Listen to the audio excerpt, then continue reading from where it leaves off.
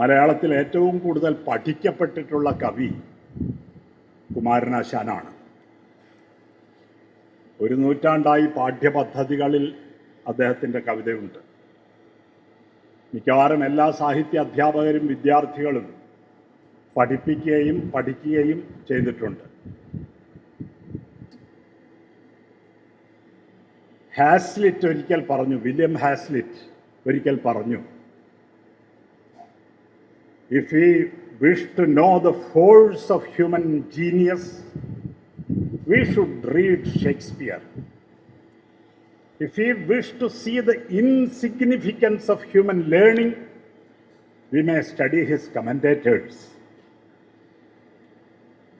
If we wish to know the force of human learning, we should read Shakespeare. If we wish to see the insignificance of human learning, we may only study his commentators.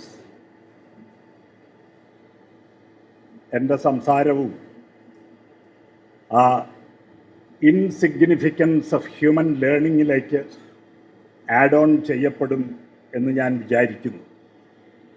എങ്കിലും ലോകമര്യാദ അനുസരിച്ച് ആശാൻ കവിതയെക്കുറിച്ച് സംസാരിക്കുന്നു എന്ന് മാത്രം. അതൊന്നും ആശാൻ കവിതയ്ക്ക് പകരമാവുകയില്ല ഒരിക്കലും എന്ന അറിവോടെ. കാവ്യകലയെക്കുറിച്ച് വളരെ വ്യത്യസ്തമായ കാഴ്ചപ്പാട് പുലർത്തുന്ന ഒരാളാണ് ആശാൻ. കാവ്യകല എന്ന പേരിൽ തന്നെ അദ്ദേഹം ഒരു കവിത എഴുതിയിട്ടുണ്ട്. കാവ്യകല അഥവാ ഏഴാം ഇന്ദ്രിയം എന്നാണ് അദ്ദേഹം അതിനെ വിശേഷിപ്പിച്ചിട്ടുള്ളത്. നമുക്കറിയാം, ഇന്ദ്രിയം എന്നത് ഒരു എപ്പിസ്റ്റമോളജിക്കൽ ടൂളാണ്, അറിവ് നേടാനുള്ള ഒരു ഉപകരണം, ഇൻസ്ട്രുമെൻ്റ് ഓഫ് നോളജ്.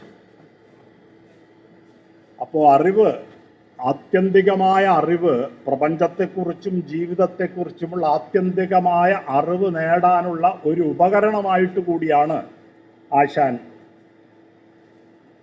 കവിതയെ കാണുന്നത്. 5 ഇന്ദ്രിയങ്ങളും ആ ഇന്ദ്രിയങ്ങളുടെ സൂക്ഷ്മരൂപമായ മനസ്സും ഉപയോഗിച്ച് നേടാൻ കഴിയാത്ത അറിവ് നേടാൻ ആശ്രയിക്കാവുന്ന ഒരു ഉപകരണമായിട്ടാണ് ആശാൻ കവിതയെ കാണുന്നത്. എന്നാൽ അങ്ങനെ മാത്രമാണോ? അല്ല. പ്രപഞ്ചത്തിൻ്റെ അടിസ്ഥാന ചാലകശക്തിയായിട്ട് കൂടി അദ്ദേഹം കവിതയെ കാണുന്നു. താരാമണ്ഡലം ഒരു സൗരയൂഥം എന്നല്ല, ഓരോ രേണുവും അതുപോലെ ചക്രമാക്കി പാരാകെ ഭഗവതി ഭിന്നവേഗമായി നിൻ തേരോടുന്നിത് ബുധർ എങ്ങു നോക്കിയാലും എന്നാണ്. ബുധർ നോക്കിയാലേ കാണുകയുള്ളൂ, ബുദ്ധി ഇല്ലാത്തവർ നോക്കിയാൽ അത് കാണുകയില്ല. താരാമണ്ഡലം ഒരു സൗരയൂഥം എന്നല്ല, ഓരോ രേണുവും അതുപോലെ ചക്രമാക്കി സ്ഥൂലത്തിലും സൂക്ഷ്മത്തിലും പ്രവർത്തിക്കുന്ന മഹാശക്തിയായിട്ടാണ്, അല്ലെങ്കിൽ ആ ശക്തിയുടെ പര്യായമായിട്ടാണ് ആശാൻ കവിതയെ കാണുന്നത്. അപ്പോഴാണ് അദ്ദേഹം പറയുന്നത്, ആർക്കും നിൻ വടിവറിയില്ല എന്ന്. കവിതയുടെ സമഗ്ര രൂപം അറിയാൻ ആവശ്യമായ എപ്പിസ്റ്റമോളജിക്കൽ ടൂൾ നമുക്കില്ല എന്ന്. ആർക്കും നിൻ വടിവറിയില്ല. അതുകൊണ്ട് അത് അജ്ഞേയമായിരിക്കുന്നു കവിതയുടെ രഹസ്യം. ആശാനെപ്പോലെ പാണ്ഡിത്യമോ പ്രതിഭയോ ഒന്നുമില്ലാത്ത ഒരു കവിയും അല്ലാത്ത ഒരു കവിയുടെ ഭാര്യ, റഷ്യൻ കവി ഒസിപ്പ് മെൻഡൽസ്റ്റാമിൻ്റെ ഭാര്യ, ഒരു ചെറിയ കുറിപ്പ് അദ്ദേഹത്തിൻ്റെ ഒരു കവിതാ സമാഹാരത്തിന് എഴുതിയിട്ടുണ്ട്.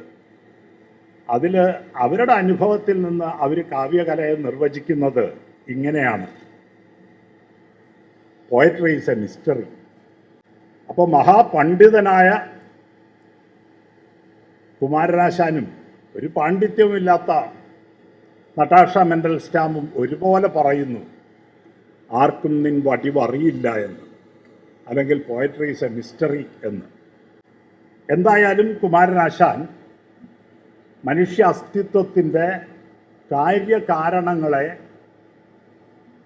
സൂക്ഷ്മതലങ്ങളെ അറിയാനുള്ള മാർഗമായിട്ടാണ്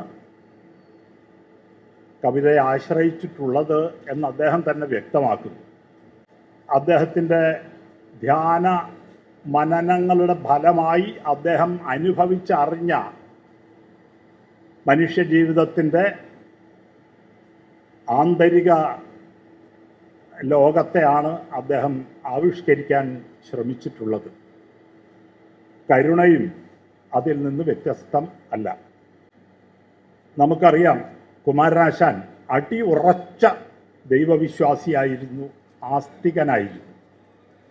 ചന്തമേറിയ പൂവിലും ശബളാഭമാം ശലഭത്തിലും സന്തതം കരതാരിയെന്നൊരു ചിത്രചാതുരി കാട്ടിയും ഹന്തചാരു കടാക്ഷമാലകൾ അർക്കരശ്മിയിൽ നീട്ടിയും ചിന്തയാം മണിമന്ദിരത്തിൽ വിളങ്ങും ഈശനെ വാഴ്ത്തുവിൻ എന്ന് ആഹ്വാനം ചെയ്ത കവിയാണ് അദ്ദേഹം. നിത്യനായക നീതിചക്രം അതിൻ തിരിച്ചിലിന് അക്ഷമാം സത്യം ഉൾക്കമലത്തിലും വിളങ്ങുകെന്നുടെ നാവിലും എന്ന് പ്രാർത്ഥിച്ച കവിയാണ് അദ്ദേഹം.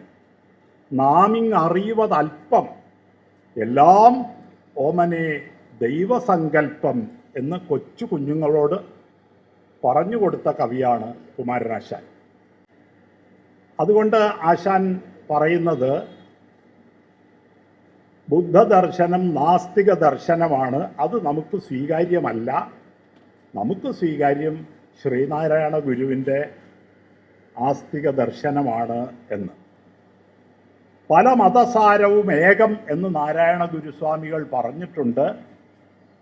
ഇത് ബുദ്ധ തത്വങ്ങൾക്ക് കടകവിരുദ്ധമാണ് എന്ന് അദ്ദേഹം പറഞ്ഞത്, ആശാൻ പറഞ്ഞത്.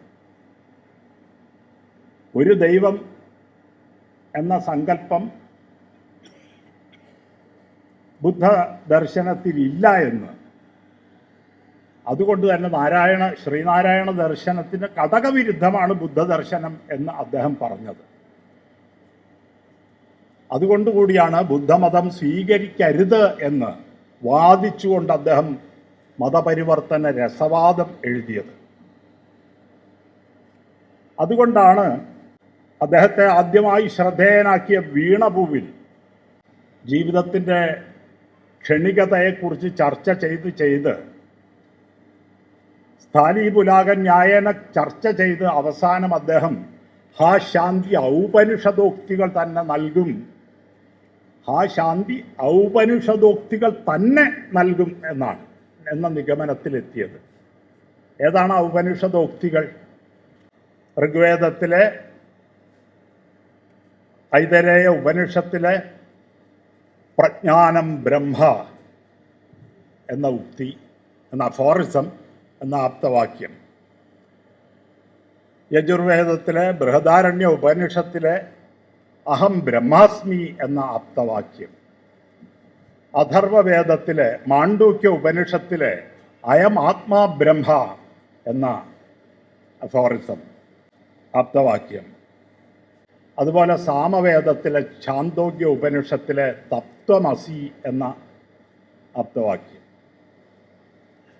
ജീവിതവും മരണവും എന്ന വൈരുദ്ധ്യത്തിൻ്റെ, ആ വൈരുദ്ധ്യം ഉളവാക്കുന്ന സംഘർഷത്തിൻ്റെ അശാന്തിയിൽ നിന്ന് മോചനം നേടാനുള്ള മാർഗമായി അദ്ദേഹം നിർദ്ദേശിക്കുന്നത് ഹാ ശാന്തി ഔപനിഷദോക്തികൾ തന്നെ നൽകും എന്നാണ്. പക്ഷേ ആ ഔപനിഷദോക്തികളിൽ വിശ്വസിക്കുന്നുണ്ടെങ്കിലും അദ്ദേഹത്തിൻ്റെ അനുഭവവും വിശ്വാസവും തമ്മിൽ പൊരുത്തപ്പെടുന്നില്ല. അതുകൊണ്ട് കണ്ണയെ മടങ്ങുക, കരിഞ്ഞും അലിഞ്ഞും മണ്ണാകും ഈ മലര്, വിസ്മൃതമാകും ഇപ്പോൾ എണ്ണീടുക ആർക്കും ഇതുതാൻ ഗതി, സാധ്യമെന്ത് കണ്ണീരിനാൽ അവനി വാഴ്വ് കിനാവു കഷ്ടം എന്ന അനുഭവത്തെ തള്ളിപ്പറയാൻ ആശാന് കഴിയുന്നില്ല. കാരണം അദ്ദേഹത്തിൻ്റെ വിശ്വാസം ഔപനിഷദ ഉക്തികളിലാണെങ്കിലും അദ്ദേഹത്തിൻ്റെ അനുഭവം തള്ളിക്കളയാൻ അദ്ദേഹത്തിന് കഴിയുന്നില്ല. അദ്ദേഹം സത്യസന്ധമായി തന്നെ അത് ആവിഷ്കരിക്കുന്നു. പക്ഷെ അദ്ദേഹത്തിൻ്റെ വിശ്വാസം വീണപൂവിൽ മാത്രമല്ല, 1919 എഴുതിയ ചിന്താവിഷ്ടയായ സീതയിലും ദിനരാത്രികൾക്ക് അറ്റ് ശാന്തമാം അനഘസ്ഥാനം ഇത് ആദിധാമമാം എന്ന് താൻ എത്തിച്ചേരാൻ പോകുന്ന, മരണാനന്തരം എത്തിച്ചേരാൻ പോകുന്ന സ്ഥലത്തെക്കുറിച്ച് സീത പറയുന്നുണ്ട്. അനഘസ്ഥാനം ഇത് ആദിധാമമാം, ദിനരാത്രികളറ്റ് വൈരുദ്ധ്യങ്ങളറ്റ് ശാന്തമായ സ്ഥലത്തെത്തും. ഭജമാനൈക വിഭാവ്യമായ പദം എന്നാണ് ആ പദത്തെ വിശേഷിപ്പിക്കുന്നത്. അവിടെ വൈരുദ്ധ്യങ്ങളില്ല. പക്ഷേ ജീവിതത്തിൽ ഉള്ള വൈരുദ്ധ്യങ്ങളെ ആശാന് നിഷേധിക്കാൻ പറ്റുന്നില്ല. അതിനെ അസത്യമെന്നോ മിഥ്യയെന്നോ മായയെന്നോ ഒന്നും തള്ളിക്കളയാൻ ആശാന് പറ്റുന്നില്ല. ആ അനുഭവം സത്യസന്ധമായി തന്നെ ആശാൻ ആവിഷ്കരിക്കുന്നു. പ്രരോദനത്തിൽ അദ്ദേഹം എത്തിച്ചേരുന്നത് വിശ്വാസത്തിലാണ്. ആകാശങ്ങളെ അണ്ടരാശികളോടും ഭക്ഷിക്കും ആകാശമായി, ഈ കാണുന്ന സഹസ്രരശ്മിയെ ഇരുട്ടാക്കും പ്രഭാസാരമായി, ശോക ആശങ്കയെഴാത്ത ശുദ്ധസുഖവും ദുഃഖീകരിക്കുന്നതാം ഏകാന്ത അദ്വയ ശാന്തിഭൂവിന് നമസ്കാരം നമസ്കാരമേ. നമസ്കാരമേ ഉള്ളൂ, അദ്ദേഹം അങ്ങോട്ട് എത്തിയിട്ടില്ല. എത്തിയത് എവിടെയാണ്? ഓരോന്നിങ്ങനെ ഊഹമോ നിഗമമോ ലാക്കാക്കി ഓതാം ചിലർക്ക്, ആരോരുന്നിതു സത്യം, എങ്ങനെ ഒരാൾ കാണുന്നിത് അങ്ങേപ്പുറം. നേരോ പ്രേതകഥാപ്രസക്തി പൊളിയോ, മസ്തിഷ്ക വൈകല്യമോ, വേരോടിങ്ങ് കരിഞ്ഞുപോയ തരുവിൻ ഛായയ്ക്ക് നിൽക്കാവതോ. ഈ സന്ദേഹമാണ് അദ്ദേഹത്തിൻ്റെ വ്യക്തിപരമായ സത്യം. പക്ഷെ വിശ്വാസം അദ്വൈതത്തിലാണ്. പക്ഷെ അനുഭവത്തിലെ ഈ വൈരുദ്ധ്യം അദ്ദേഹത്തിന് പരിഹരിക്കാൻ കഴിയുന്നില്ല. ഹാ കഷ്ടം പ്രതിഭാപ്രകാശഭരമാർന്ന അർക്കോജ്വലൻ മർത്യനും ലോകത്തിൻ മൃതി തുല്യം ഇന്നും ഒളി കണ്ടിടാത്ത കീടത്തിനും ഈ കർമ്മക്ഷമ വിദ്യ ഒന്നും ഇനിയും സഹായമേകിയില്ല ഈ ശോകത്തിന്. വൃഥ കപാലഫലകം കായ്ച്ചു നീണാൾ നരൻ എന്ന് അദ്ദേഹം വിലപിക്കുന്നുണ്ട്. ശോകത്താലിഹ യോഗസംഗതി സമാധാനം തരുന്നില്ലെനിക്ക്. പതഞ്ജലി യോഗസൂത്രം പഠിച്ചിട്ടുണ്ട്, പക്ഷെ അത് സമാധാനം തരുന്നില്ല. ശോകത്താലിഹ യോഗസംഗതി സമാധാനം തരുന്നില്ലെനിക്ക്. ഏകുന്നീല ചിദാനുഭൂതി രസം ഇന്ന് അധ്യാത്മബോധം ചിരം. ആത്മവിദ്യ പഠിച്ചിട്ടുണ്ട്, പക്ഷെ അതും സമാധാനം തരുന്നില്ല. ഏകുന്നീല ചിദാനുഭൂതി രസം ഇന്ന് അധ്യാത്മബോധം ചിരം. ഹാ കഷ്ടം സുഖമല്ലതാൻ സുഖവും. കാരണം സുഖം ക്ഷണികമാണ്. ക്ഷണികമായ സുഖം സുഖമല്ല. കാരണം അത് അടുത്ത നിമിഷം നശിക്കുകയും ദുഃഖമായി മാറുകയും ചെയ്യും. അപ്പം ഹാ കഷ്ടം സുഖമല്ലതാൻ സുഖവും. ഇല്ല ഐകാന്തികം സൗഖ്യം. ഈ ലോകപ്രീതി ദശാനിബന്ധനി. ഉപാസിക്കുന്നു ദുഃഖത്തെ ഞാൻ. അതാണ് അദ്ദേഹത്തിൻ്റെ അനുഭവം. ഞാൻ ആദ്യം സൂചിപ്പിച്ച പോലെ വീണപൂവ് ആരംഭിക്കുന്നത് ഇങ്ങനെയാണ്. ഹാ പുഷ്പമേ അധിക തുങ്കപദത്തിൽ എത്ര ശോഭിച്ചിരുന്നിതൊരു രാജ്ഞി കണക്കയെ നീ. അവസാനിക്കുന്നത് എണ്ണീടുകാർക്കും ഇതുതാൻ ഗതി, സത്യമെന്ത് കണ്ണീരിനാൽ അവനി വാഴ്വ് കിനാവ് കഷ്ടം എന്ന് പറഞ്ഞുകൊണ്ടാണ്. അതുപോലെ തന്നെയാണ് കരുണയുടെ ആരംഭവും. അനുപമ കൃപാനിധി അഖില ബാന്ധവൻ ശാക്യജിനദേവൻ ധർമ്മരശ്മി ചൊരിയും നാളിൽ ഉത്തരമധുരാപുരിക്ക് ഉത്തരോപാന്തത്തിലുള്ള വിസ്തൃത രാജവീഥി തൻ കിഴക്കരികിൽ സ്ഥലവും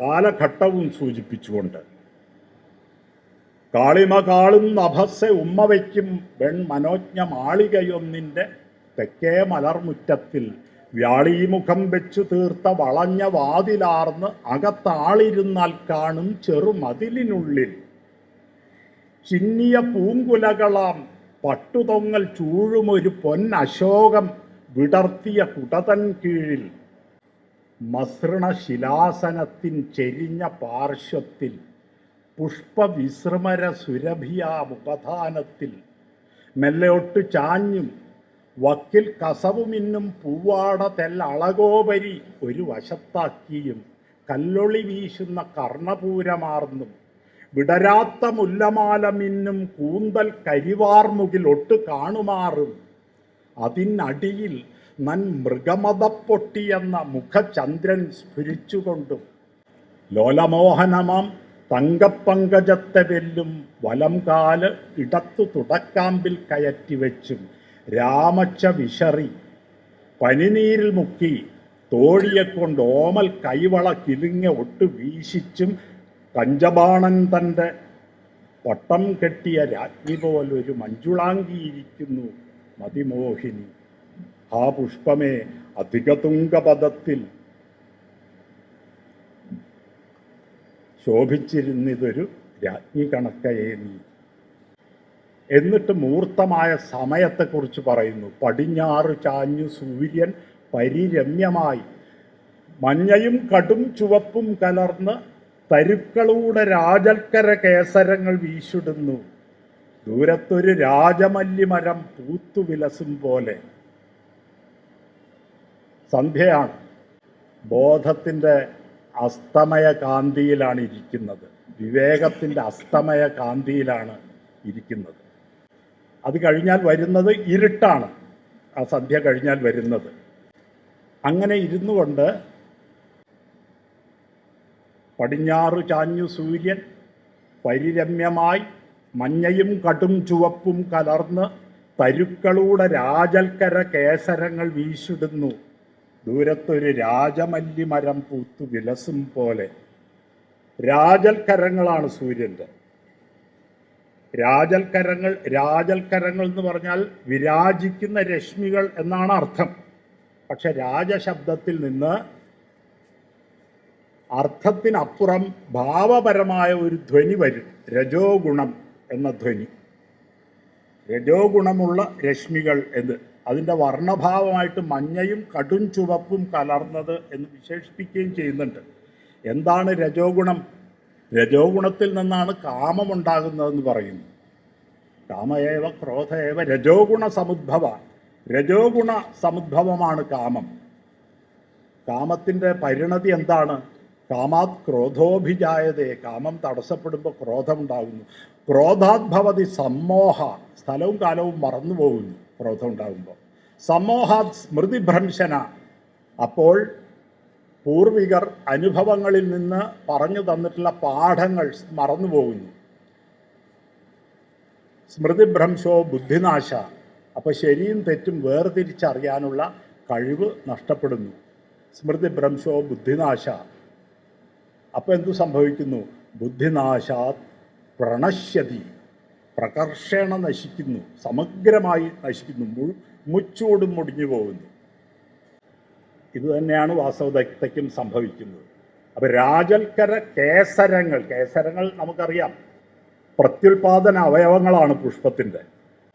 അവ രാജമല്ലി മരത്തിൻ്റെ പുറത്തേക്ക് നീണ്ടു നിൽക്കും. പല പുഷ്പങ്ങളുടെയും ഗോപ്യമായിരിക്കും. വാസവദത്തയുടെ കാമം ഗൃഹനാഥന്മാരുടെയോ ഗൃഹലക്ഷ്മിമാരുടെയോ ഒന്നും കാമം പോലെ, അല്ലെങ്കിൽ കുലീന സ്ത്രീകളുടെ ഒന്നും കാമം പോലെ ഗോപ്യമല്ല. അത് രാജമല്ലിയുടെ കേസരങ്ങൾ പോലെ പൊതുവായ പരസ്യമായി നിൽക്കുന്നതാണ്. എന്നിട്ടോ കൊണ്ടൽവേണി മണി അവൾ കുതുകമാർന്ന് ഒരു മലർച്ചെണ്ട് ഒരു കരവല്ലിയാൽ ചുഴറ്റിടുന്നു. ഇളം തെന്നൽ തട്ടി മെല്ലെ ഇളകി ചെറു തരംഗച്ചുളി ചേരും മൃദു ചോലച്ചേലയിൽ നിന്നും വെളിയിൽ വരുമ ചാരു വാമേതര പാദാബ്ജം പൊൻതള കിലുങ്ങുമാറ് അവൾ ചലിപ്പിക്കുന്നു. എന്നിട്ടോ മറയും മലർവല്ലിയിൽ കുണ്ഠിതത്തോടെ ഇടയ്ക്കിടെ മറിമാൻമിഴി നോക്കുന്നു വെളിക്ക്. എന്നല്ല, ഇടതൂർന്ന് ഇമ കറുത്തു മിനുത്ത് ഉള്ളിൽ മദജലം പൊടിയും മോഹന നേത്രം പ്രകൃതിലോലം പിടഞ്ഞു മണ്ടി നിൽക്കുന്നു. പിടിച്ചു തൂനീർ തുളുമ്പും സ്ഫടികക്കുപ്പിയിലിട്ട പരൽമീൻ പോലെ തുടുതുട സ്ഫുരിച്ചഴും അധര പല്ലവങ്ങൾ തൻ നടുവോളമെത്തും ഞാത്തിൻ ധവളരത്നം വിളങ്ങുന്നു മാണിക്യമായി. അവൾ ശ്വസിക്കും രാഗം താൻ വെളിയിലിങ്ങനെ ഘനീഭവിക്കും പോലെ. നിതംബ ഗുരുതയാൽ താൻ നിലംവിടാതെ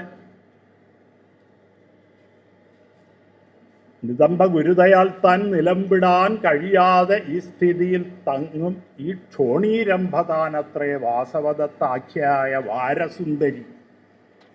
മധുരാവാസികളിൽ അറിയാതില്ല അവളെ ആരും. ബുദ്ധ ദർശനത്തിൻ്റെ ജ്ഞാന പദ്ധതി അനുസരിച്ച്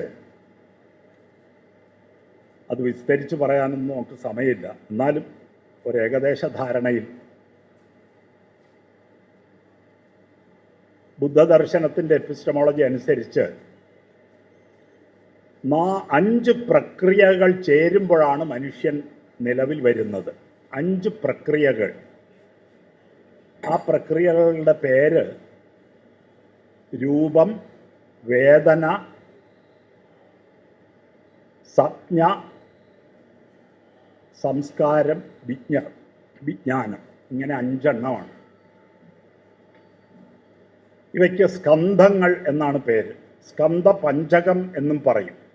ഇതിൽ രൂപം ഭൗതികവും മറ്റെല്ലാം മാനസിക വ്യാപാരങ്ങളായതുകൊണ്ട് അവയെ നാമം എന്നും വേർതിരിച്ച് പറഞ്ഞ് നാമരൂപസ്കന്ധം എന്നും പറയും. ഈ സ്കന്ധങ്ങളെല്ലാം തന്നെ പ്രക്രിയകളാണ്, വസ്തുവല്ല, സബ്സ്റ്റൻസ് അല്ല. രൂപം എന്ന് പറഞ്ഞാൽ വെള്ളം, വായു, അഗ്നി, ഭൂമി, ഈ 4 ഭൂതങ്ങൾ കൊണ്ട് നിർമ്മിക്കപ്പെട്ട വസ്തുക്കളും ഇന്ദ്രിയങ്ങളും ആ വസ്തുക്കളും തമ്മിലുള്ള സമ്പർക്കത്തിൽ നിന്ന് ഇന്ദ്രിയങ്ങളുടെ സൂക്ഷ്മവും സ്ഥൂലവുമായ വ്യാപാരങ്ങളിൽ നിന്ന് രൂപം കൊള്ളുന്ന മാനസിക രൂപങ്ങളും ഒക്കെ ചേർന്നതാണ് ഈ രൂപസ്കന്ധം. ആ രൂപസ്കന്ധം മനുഷ്യനിൽ ഉണ്ടാക്കുന്ന പ്രതികരണമാണ് സംവേദനം, സെൻസേഷൻ. അതിൻ്റെ സാങ്കേതിക നാമമാണ് വേദന. ഈ വേദനയ്ക്ക്, ഈ സംവേദനത്തിന് ഒരു പ്രത്യേകതയുണ്ട്. ആ സംവേദനം അസംഘടിതമായിരിക്കും. സെൻസേഷനാണ്, അത് അസംഘടിതമായിരിക്കും. ആ അസംഘടിതമായ സെൻസേഷനെ, ആ അസംഘടിതമായ സംവേദനത്തെ സംഘടിപ്പിക്കുകയും അതിനെ നാമകരണം ചെയ്യുകയും ചെയ്യുന്ന പ്രക്രിയയ്ക്കുള്ള സാങ്കേതിക പദമാണ് സംജ്ഞ. ഉപഗുപ്തൻ ചുടുകാട്ടിൽ വന്ന് വാസവദത്തയുടെ നെറുകയിൽ തൊടുമ്പോൾ അവൾ തൻ കെടുന്ന സംജ്ഞ വിരലാൽ ഉന്നയിച്ച ദീപം പോലൊന്ന് ഉജ്ജ്വലിക്കുന്നു എന്ന് ആശാൻ പറയുന്നുണ്ട്. സംജ്ഞയ്ക്ക് ടിപ്പണികളിലെ അർത്ഥം ബോധം എന്ന് മാത്രമാണ്. പക്ഷെ അങ്ങനെ അറിഞ്ഞാൽ പോരാത്. അപ്പം രൂപം സംവേദനത്തിലേക്ക്, വേദനയിലേക്ക് നയിക്കുന്നു. വേദന സംജ്ഞയിലേക്ക്. സംജ്ഞ എന്ന് പറഞ്ഞാൽ ഇംഗ്ലീഷിൽ പെർസെപ്ഷൻ എന്നാണ് പറയുന്നത്. പക്ഷെ പെർസെപ്ഷൻ മാത്രമല്ല, അതിനെ നാമകരണം ചെയ്ത്, അതിനെ നിർവചിച്ച്, അതിൻ്റെ രൂപഭാവങ്ങളെ നിർവചിക്കുന്ന ആ പ്രക്രിയയ്ക്കാണ് സംജ്ഞ എന്ന് പറയുന്നത്. പെർസെപ്ഷൻ മാത്രമല്ല. അപ്പം ഈ സംജ്ഞ മനുഷ്യനിൽ ഉണ്ടാക്കുന്ന ചില പ്രതികരണങ്ങളുണ്ട്. ഈ സംജ്ഞ മനുഷ്യൻ്റെ ജന്മവാസനകളെ ഉണർത്തുന്നു. ഉണർന്ന ജന്മവാസനകൾ അഭിലാഷത്തെ ഉണർത്തുന്നു, ഇച്ഛയെ ഉണർത്തുന്നു, ആഗ്രഹത്തെ ഉണർത്തുന്നു. ഉണർന്ന ആഗ്രഹങ്ങൾ ഒരനുഭവം നേടാൻ ആവശ്യമായ പ്രേരണ, ആവേഗം, പ്രചോദനം ഇതെല്ലാം ഉണ്ടാക്കുന്നു. ഈ പ്രേരണയും ആവേഗവും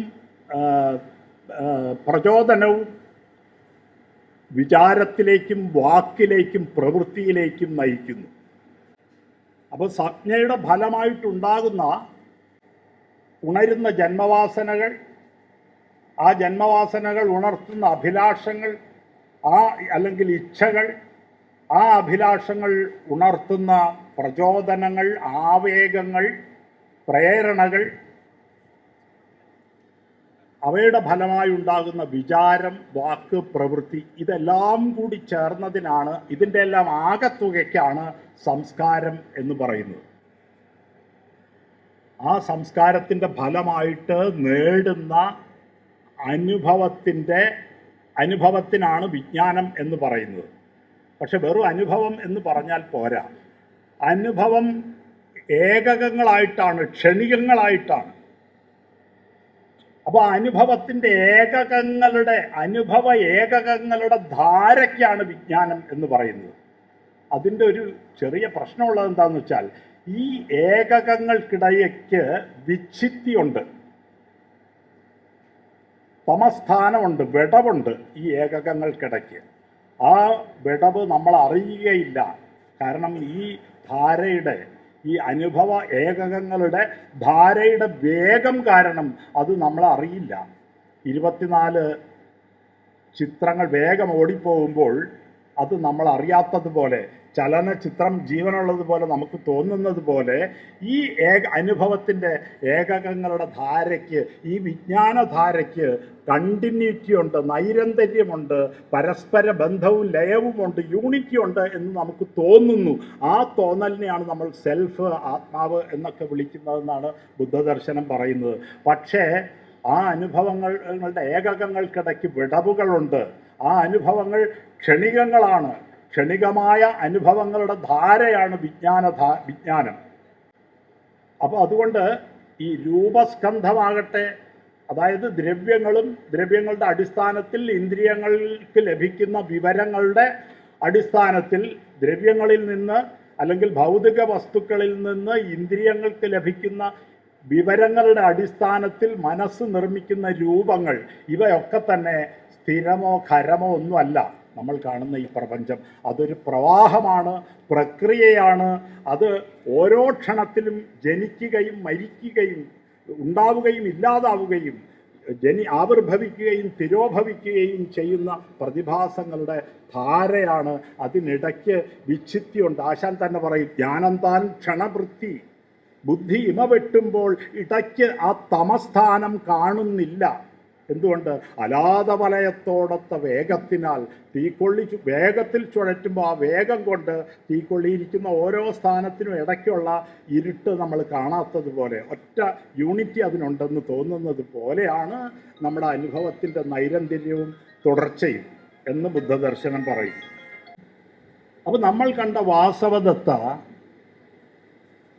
ഈ രൂപസ്കന്ധത്തിൽ പെടുന്നു. അത് പറയാനാണ് ഞാൻ ഇത്രയും വിസ്തരിച്ച് പറഞ്ഞത്. അപ്പോൾ ആ രൂപസ്കന്ധം മാത്രമാണ് നമ്മൾ അറിയുന്നത്. എപ്പിസ്റ്റമോളജിക്കലി നമുക്കതേ അറിയാവൂ. നമ്മുടെ ഇന്ദ്രിയങ്ങൾ കൊണ്ട് കാണുന്ന പ്രത്യക്ഷം ആണ് വർണ്ണിച്ചിരിക്കുന്നത്. ഇനി അടുത്ത തലത്തിലാണ് ഈ സംവേദനത്തിൻ്റെയും അല്ലെങ്കിൽ വേദനയുടെയും ആ വേദനകളെ അല്ലെങ്കിൽ സംവേദനങ്ങളെ സംഘടിപ്പിച്ച് ഉണ്ടാക്കുന്ന കോഗ്നിറ്റീവ് ഫോർമേഷൻ, കോഗ്നിറ്റീവ് ഫ്രെയിംവർക്കിൻ്റെയും ഒക്കെ തലങ്ങൾ വരുന്നത്. അതെങ്ങനെയാണ്? അപ്പം ഈ അവസ്ഥയിൽ ഇങ്ങനെ സന്ധിക്ക് ഇരിക്കുമ്പോഴാണ് തോഴി വരുന്നത്. ഉടനെ വാസവദത്ത ചോദിക്കുകയാണ്, ഫലിച്ചിതോ സഖി നിന്റെ പ്രയത്നവല്ലരി, രസം കലർന്നിതോ ഫലം ചൊൽക കനിയായതോ, എനിക്ക് സന്ദേഹമില്ല ഇക്കുറി, ഓർക്കിൽ ആ പുമാൻ മനുഷ്യനാണല്ലോ, നീയും ചതുരയല്ലോ എന്ന്. അപ്പോൾ ഈ തോഴി വരുമ്പോൾ സംജ്ഞ ഉണരുകയാണ്. ഉപഗുപ്തൻ്റെ പേരും ഉപഗുപ്തൻ എന്ന ഇന്ദ്രിയ അനുഭവവും ഉണരുകയാണ്, രൂപവും. അപ്പോഴാണ് ചോദിക്കുന്നത്. തോഴി പറയുന്നു, സമയമായില്ലെന്നു താൻ ഇപ്പോഴും സ്വാമിനി, അവൻ വിമനസ്സായി ഉരയ്ക്കുന്നു, വിഷമം എന്നാണ്. ഉടനെ ചൊടിച്ച് കയ്യിലുള്ള കളിച്ചെണ്ട് വലിച്ചെറിഞ്ഞിട്ട് പരിഭവിക്കുകയാണ് വാസവദത്ത. സമയമായില്ല പോലും, സമയമായില്ല പോലും, ക്ഷമ എൻ്റെ ഹൃദയത്തിൽ ഒഴിഞ്ഞു തോഴി. പിന്നെ ഒട്ടു സ്വഗതമായും ഒട്ടു തോഴിയോടായും പറയുകയാണ്, കാട് ചൊല്ലുന്നതാം എന്നെ കബളിപ്പിക്കുവാൻ കയ്യിലോടുമേന്തി നടക്കും ഈ ഉൽപ്പല ബാണൻ. പണമില്ലാഞ്ഞുതാൻ വരാതിരിക്കയാവാം ആ സാധു, ഗണികയായി തന്നെ എന്നെ ഗണിക്കയാവാം. ഗുണബുദ്ധിയാൽ ഞാൻ തോഴി കൊതിപ്പത കോമളന്റെ പ്രണയം മാത്രമാണെന്ന് പറഞ്ഞില്ലേ നീ. ഗുണബുദ്ധി എന്ന് പറഞ്ഞാൽ പദാർത്ഥങ്ങളിൽ സത്വഗുണത്തിൻ്റെയും രജോ ഗുണത്തിൻ്റെയും തമോ ഗുണത്തിൻ്റെയും വിന്യാസം, ആ വിന്യാസത്തിൻ്റെ ക്രമം, ഏറ്റക്കുറച്ചിലുകൾ, ഇതൊക്കെ അറിയാനുള്ള കഴിവാണ് ഗുണബുദ്ധി. അപ്പോൾ ഉപഗുപ്തനിൽ സത്വഗുണം തിരിച്ചറിയാനും അവൻ്റെ പ്രണയം മാത്രം മതി എന്ന് തീരുമാനിക്കാനുമുള്ള ബുദ്ധി എനിക്കുണ്ടെന്നാണ് പറയുന്നത്. ഗുണബുദ്ധിയാൽ ഞാൻ തോഴി കൊതിപ്പത കോമളൻ്റെ പ്രണയം മാത്രമാണെന്ന് പറഞ്ഞില്ലേ നീ. വശംബത സുഖ ഞാൻ, ഈ വശക്കേട് എനിക്ക് വരാൻ വശമില്ല, എന്നാലും വന്നത് അയുക്തമല്ല. വിശപ്പിന് വിഭവങ്ങൾ വെറുപ്പോളം അശിച്ചാലും വിശിഷ്ട ഭോജ്യങ്ങൾ കാണ്ടിൽ കൊതിയാമാർക്കും. അപ്പോൾ നേരത്തെ പറഞ്ഞത് എന്താ? പ്രണയം മാത്രം ആണെന്നാണ് പറഞ്ഞത് ആവശ്യം. പക്ഷെ ഇപ്പോൾ പറയുന്നത് ഉപഗുപ്തനെ താനൊരു വിശിഷ്ട ഭോജ്യമായിട്ടാണ് കാണുന്നത് എന്നാണ് പറയുന്നത്. അതാണ് ഒരു പ്രധാന വൈരുദ്ധ്യം. ആത്മസംഘർഷത്തിൻ്റെ പ്രഭവം ആ വൈരുദ്ധ്യമാണ് വാസവദത്തയുടെ. എന്നിട്ടോ, അനുരക്തരഹോ ധനപതികൾ നിത്യം എൻ കാലിൽ കനകാഭിഷേകം ചെയ്ത് തൊഴുതാൽ പോലും കനിഞ്ഞൊന്ന് കടാക്ഷിക്കാൻ മടിക്കും കണ്ണുകൾ, കൊച്ചുമുനിയെ കാണുവാൻ മുട്ടി ഉഴറുന്നല്ലോ. കമനീയ കായകാന്തി കലരും ജനം, ഇങ്ങനെ കമനീ വിമുഖമായാൽ കഠിനമല്ലേ. കമനീയ കായകാന്തിയാണ്, രൂപം ആണ്. അത് പ്രണയം മാത്രമാണെന്ന് പറഞ്ഞതാണ് നേരത്തെ. പക്ഷെ ഇപ്പോൾ പറയുന്നു കമനീയ കായകാന്തി ആണ് തന്നെ ആകർഷിക്കുന്നതെന്ന്. ആ കമനീയ കായകാന്തി ഇല്ലായിരുന്നുവെങ്കിൽ ഒരുപക്ഷെ ശ്രദ്ധിക്കില്ലായിരുന്നു. കമനീയ കായകാന്തി കലരും ജനം, ഇങ്ങനെ കമനീ വിമുഖമായാൽ കഠിനമല്ലേ. എന്നിട്ട് തോഴിയോട് ചോദിക്കുകയാണ്, അനുനയം ചൊൽവാൻ ചെവി തരുന്നുണ്ടോ സഖി? അവന് അനുരാഗാങ്കുരം വാക്കിൽ സ്ഫുരിക്കുന്നുണ്ടോ? വിവിക്ത ദേശത്തിൽ തന്നെ വചിച്ചതോ ദൗത്യം? എൻ്റെ വിവക്ഷിതം അറിഞ്ഞെല്ലാം പറഞ്ഞില്ലേ നീ. കാമശാസ്ത്രത്തിൽ പറയുന്നു, രതി ദൗത്യം നിർവഹിക്കുന്നവർ ആരുമില്ലാത്ത സ്ഥലത്ത് വെച്ച് വേണം പറയാൻ. കാരണം ആരെങ്കിലും ഉണ്ടെങ്കിൽ ചിലപ്പോൾ അപമാന ഭയം കൊണ്ട് ആ ആൾ ചിലപ്പോൾ അനുകൂലമായി പ്രതികരിച്ചില്ല എന്ന് വരും. അപ്പോൾ വിവിക്ത ദേശത്തിൽ ആരുമില്ലാത്തിടത്ത് വെച്ച് എൻ്റെ ദൗത്യം പറഞ്ഞില്ലേ. വിവിക്ത ദേശത്തിൽ തന്നെ വചിച്ചതോ ദൗത്യം. ചിലപ്പോൾ സന്യാസി ആയതുകൊണ്ട് കാര്യങ്ങളൊക്കെ പ്രത്യക്ഷമായിട്ട് പറയാൻ മടിയുണ്ടാകും, അല്ലെങ്കിൽ ഭിക്ഷു ആയതുകൊണ്ട്. അപ്പോൾ അനുനയം ചൊൽവാൻ ചെവി തരുന്നുണ്ടോ? അവന് താല്പര്യമുണ്ടെങ്കിൽ അവൻ ശ്രദ്ധിക്കും. ചെവി തരുന്നുണ്ടോ സഖി? അവൻ അനുരാഗ അങ്കുരം വാക്കിൽ സ്ഫുരിക്കുന്നുണ്ടോ? ആ വാക്ക് പറയുമ്പോൾ അതിന് ഒരു മൃദുത്വവും എന്തെങ്കിലും ഒരു അനുകൂല ഭാവവും അതിൽ നിന്ന് സ്ഫുരിക്കുന്നുണ്ടോ? അത് പ്രത്യക്ഷത്തിൽ നിഷേധിച്ചാലും പരോക്ഷമായി സ്ഥൂലത്തിൽ നിഷേധിച്ചാലും സൂക്ഷ്മത്തിൽ അവന് തന്നോടുള്ള അഭിനിവേശമുണ്ടോ എന്നറിയാൻ ചോദ്യം ചെയ്യുകയാണ് തോഴിയെ. എന്നിട്ട് പറയാണ്, യതിമര്യാദയിൽ തന്നെ അവൻ ഓർക്കിൽ ക്ഷണിക്കുമെൻ സദനത്തിൽ വന്ന് ഭിക്ഷ ഗ്രഹിക്കാമല്ലോ. ഇനി അവന് താല്പര്യമില്ലെന്നിരിക്കട്ടെ, അവൻ വന്ന് എൻ സദനത്തിൽ ഭിക്ഷ ഗ്രഹിക്കാമല്ലോ. അത് ചെയ്യുമായിരുന്നാൽ അത്രമാത്രമായി മിഴിക്ക് ആ മധുരാകൃതിയെ നോക്കി ലയിക്കാമല്ലോ, നയനഭോഗം നടത്താമല്ലോ എന്നാണ് പറയുന്നത്. നേരത്തെ എന്താ പറഞ്ഞത്? പ്രണയം മാത്രം മതി എന്നാ പറഞ്ഞത്. ഇപ്പോൾ പറയുന്നത് തനിക്ക് നയനഭോഗം നടത്താനായി അവൻ തൻ്റെ ഭിക്ഷ യാചിച്ചാണെങ്കിലും തൻ്റെ അടുത്ത് വന്നിരുന്നെങ്കിൽ, യതിമര്യാദയിൽ തന്നെ അവൻ ഓർക്കിൽ ക്ഷണിക്കുമെൻ സദനത്തിൽ വന്ന് ഭിക്ഷ ഗ്രഹിക്കാമല്ലോ. അത് ചെയ്യുമായിരുന്നാൽ അത്രമാത്രമായി മിഴിക്ക് ആ മധുരാകൃതിയെ നോക്കി ലയിക്കാമല്ലോ. ഇന്ദ്രിയ സന്നികർഷം എന്ന് വേദാന്തികളൊക്കെ പറയും. അപ്പോൾ അപ്പോഴും രൂപസ്കന്ധമാണ് പ്രവർത്തിക്കുന്നത്. ആ രൂപം തന്നെയാണ് അവളിൽ ഈ ആവേഗം, ഈ സംസ്കാരം ഉണർത്തുന്നത്. ആ രൂപസ്കന്ധത്തിൽ അടിസ്ഥാനപ്പെടുത്തിയ സംജ്ഞ ഉപബുദ്ധൻ്റെ പേരാണ് അവളിൽ ഈ ആവേഗവും പ്രേരണയും പ്രചോദനവും എല്ലാം ഉണ്ടാക്കുന്നത്. അവയുടെ ലക്ഷ്യം കാണാത്തത് കൊണ്ടാണ് സംഘർഷം, ആത്മസംഘർഷം ഉണ്ടാകുന്നത്. എന്നിട്ട് ആ ആത്മസംഘർഷത്തിൻ്റെ ഫലമായി നൈരാശ്യമുണ്ടായി. ആ നൈരാശ്യം പ്രകടിപ്പിക്കുന്നത് ഇങ്ങനെയാണ്: അർത്ഥഭാണ്ഡങ്ങൾ തൻ കനം കുറഞ്ഞു പോകുന്നു തോഴി, ഈ തനുകാന്തി തൻ വില ഇടിഞ്ഞിടുന്നു, വ്യർത്ഥമായി തോന്നുന്നു കഷ്ടം അവൻ കാണാതെ എനിക്കുള്ള നൃത്തഗീതാദികളിലെ നൈപുണി പോലും. ഒരു സ്ത്രീയുടെ മനസ്സിൻ്റെ ഏറ്റവും സൂക്ഷ്മമായ പ്രതികരണങ്ങളാണ്. ചിലപ്പോൾ ഈ കോളേജിലൊക്കെ നൃത്തം ചെയ്യുന്ന പെൺകുട്ടികൾ ഇങ്ങനെയൊക്കെ നോക്കുന്നവരാണ്, ഒരാളവിടെ ഉണ്ടോ എന്ന്. അർത്ഥഭാണ്ഡങ്ങൾ തൻ കനം കുറഞ്ഞു പോകുന്നു തോഴി, ഈ തനുകാന്തി തൻ വില ഇടിഞ്ഞിടുന്നു, വ്യർത്ഥമായി തോന്നുന്നു കഷ്ടം അവൻ കാണാതെ എനിക്കുള്ള നൃത്തഗീതാദികളിലെ നൈപുണി പോലും. അവളുടെ നൃത്തത്തിനും ഗീതത്തിനും വേണ്ടി ലോകം കാത്തു നിൽക്കുകയാണ്. അനുരക്തരഹോ ധനപതികൾ നിത്യമെൻ കാലിൽ കനകാഭിഷേകം ചെയ്ത് നിൽക്കുകയാണ് ആ നൃത്തവും. പക്ഷേ നൃത്തവും ഗീതവും ആസ്വദിക്കാൻ. പക്ഷേ അർത്ഥഭാണ്ഡങ്ങൾ തൻ കനം കുറഞ്ഞു പോകുന്നു തോഴി, തനുകാന്തി തൻ വില ഇടിഞ്ഞിടുന്നു, വ്യർത്ഥമായി തോന്നുന്നു കഷ്ടം അവൻ കാണാതെ എനിക്കുള്ള നൃത്തഗീതാദികളിലെ നൈപുണി പോലും.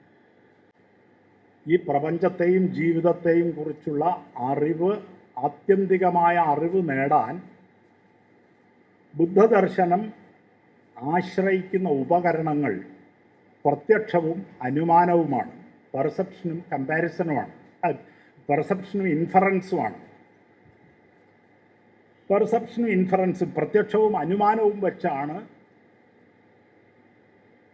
ഈ പ്രപഞ്ചത്തിൻ്റെയും ജീവിതത്തിൻ്റെയും ആത്യന്തികമായ സത്യം എന്ത് എന്ന് ബുദ്ധൻ നിരീക്ഷിക്കുന്നത്. ആ നിരീക്ഷണത്തിൻ്റെ പേരാണ് ത്രിലക്ഷണ. അനാത്മ, ഒന്നിനും ആത്മാവില്ല, ഒന്നിനും സത്തയില്ല. കാരണം പ്രത്യക്ഷം എപ്പോഴും മാറിക്കൊണ്ടിരിക്കും, ഉണ്ടാവുകയും ഇല്ലാതാവുകയും ചെയ്തുകൊണ്ടിരിക്കും. അപ്പോൾ പ്രത്യക്ഷത്തെ ആശ്രയിച്ചുണ്ടാകുന്ന അറിവും ക്ഷണികമായിരിക്കും. കാരണം നമ്മൾ അറിവിന് വേണ്ടി ആശ്രയിക്കുന്ന ഉപകരണത്തിൻ്റെ സ്വഭാവം അറിവിനെ നിർണയിക്കും. അപ്പോൾ ക്ഷണികമായ ഒരു ഉപകരണത്തെ ആശ്രയിച്ചുകൊണ്ട് നമ്മളൊരു അറിവുണ്ടാക്കുകയാണെങ്കിൽ ആ അറിവിൻ്റെ സ്വഭാവവും ക്ഷണികമായിരിക്കും. അപ്പോൾ അങ്ങനെ പ്രത്യക്ഷത്തെയും അനുമാനത്തെയും പെർസെപ്ഷനെയും ഇൻഫറൻസിനെയും ആശ്രയിച്ച് ഈ പ്രപഞ്ചത്തിൻ്റെ സ്വഭാവം നിർണയിക്കുകയാണെങ്കിൽ ആത്യന്തികമായിട്ട് ഒന്നിനും സത്തയില്ല എന്നും ഒന്നും നിത്യമല്ല എന്നും, നിത്യമല്ലാത്തത് കൊണ്ട് തന്നെ, നിത്യമായ ഒന്നുമില്ലാത്തത് കൊണ്ട് തന്നെ സുഖം എന്ന ഒന്ന് ആത്യന്തികമായി ഇല്ല എന്നുമുള്ള നിഗമനങ്ങളിൽ എത്തും. അതാണ് ബുദ്ധൻ എത്തിച്ചേരുന്നത്. അനത്ത, അനിച്ച, ദുഃഖ എന്ന് പാലിയിലും അനിത്യം, അനാത്മം, ദുഃഖം എന്ന് സംസ്കൃതത്തിലും പറയുന്നത്.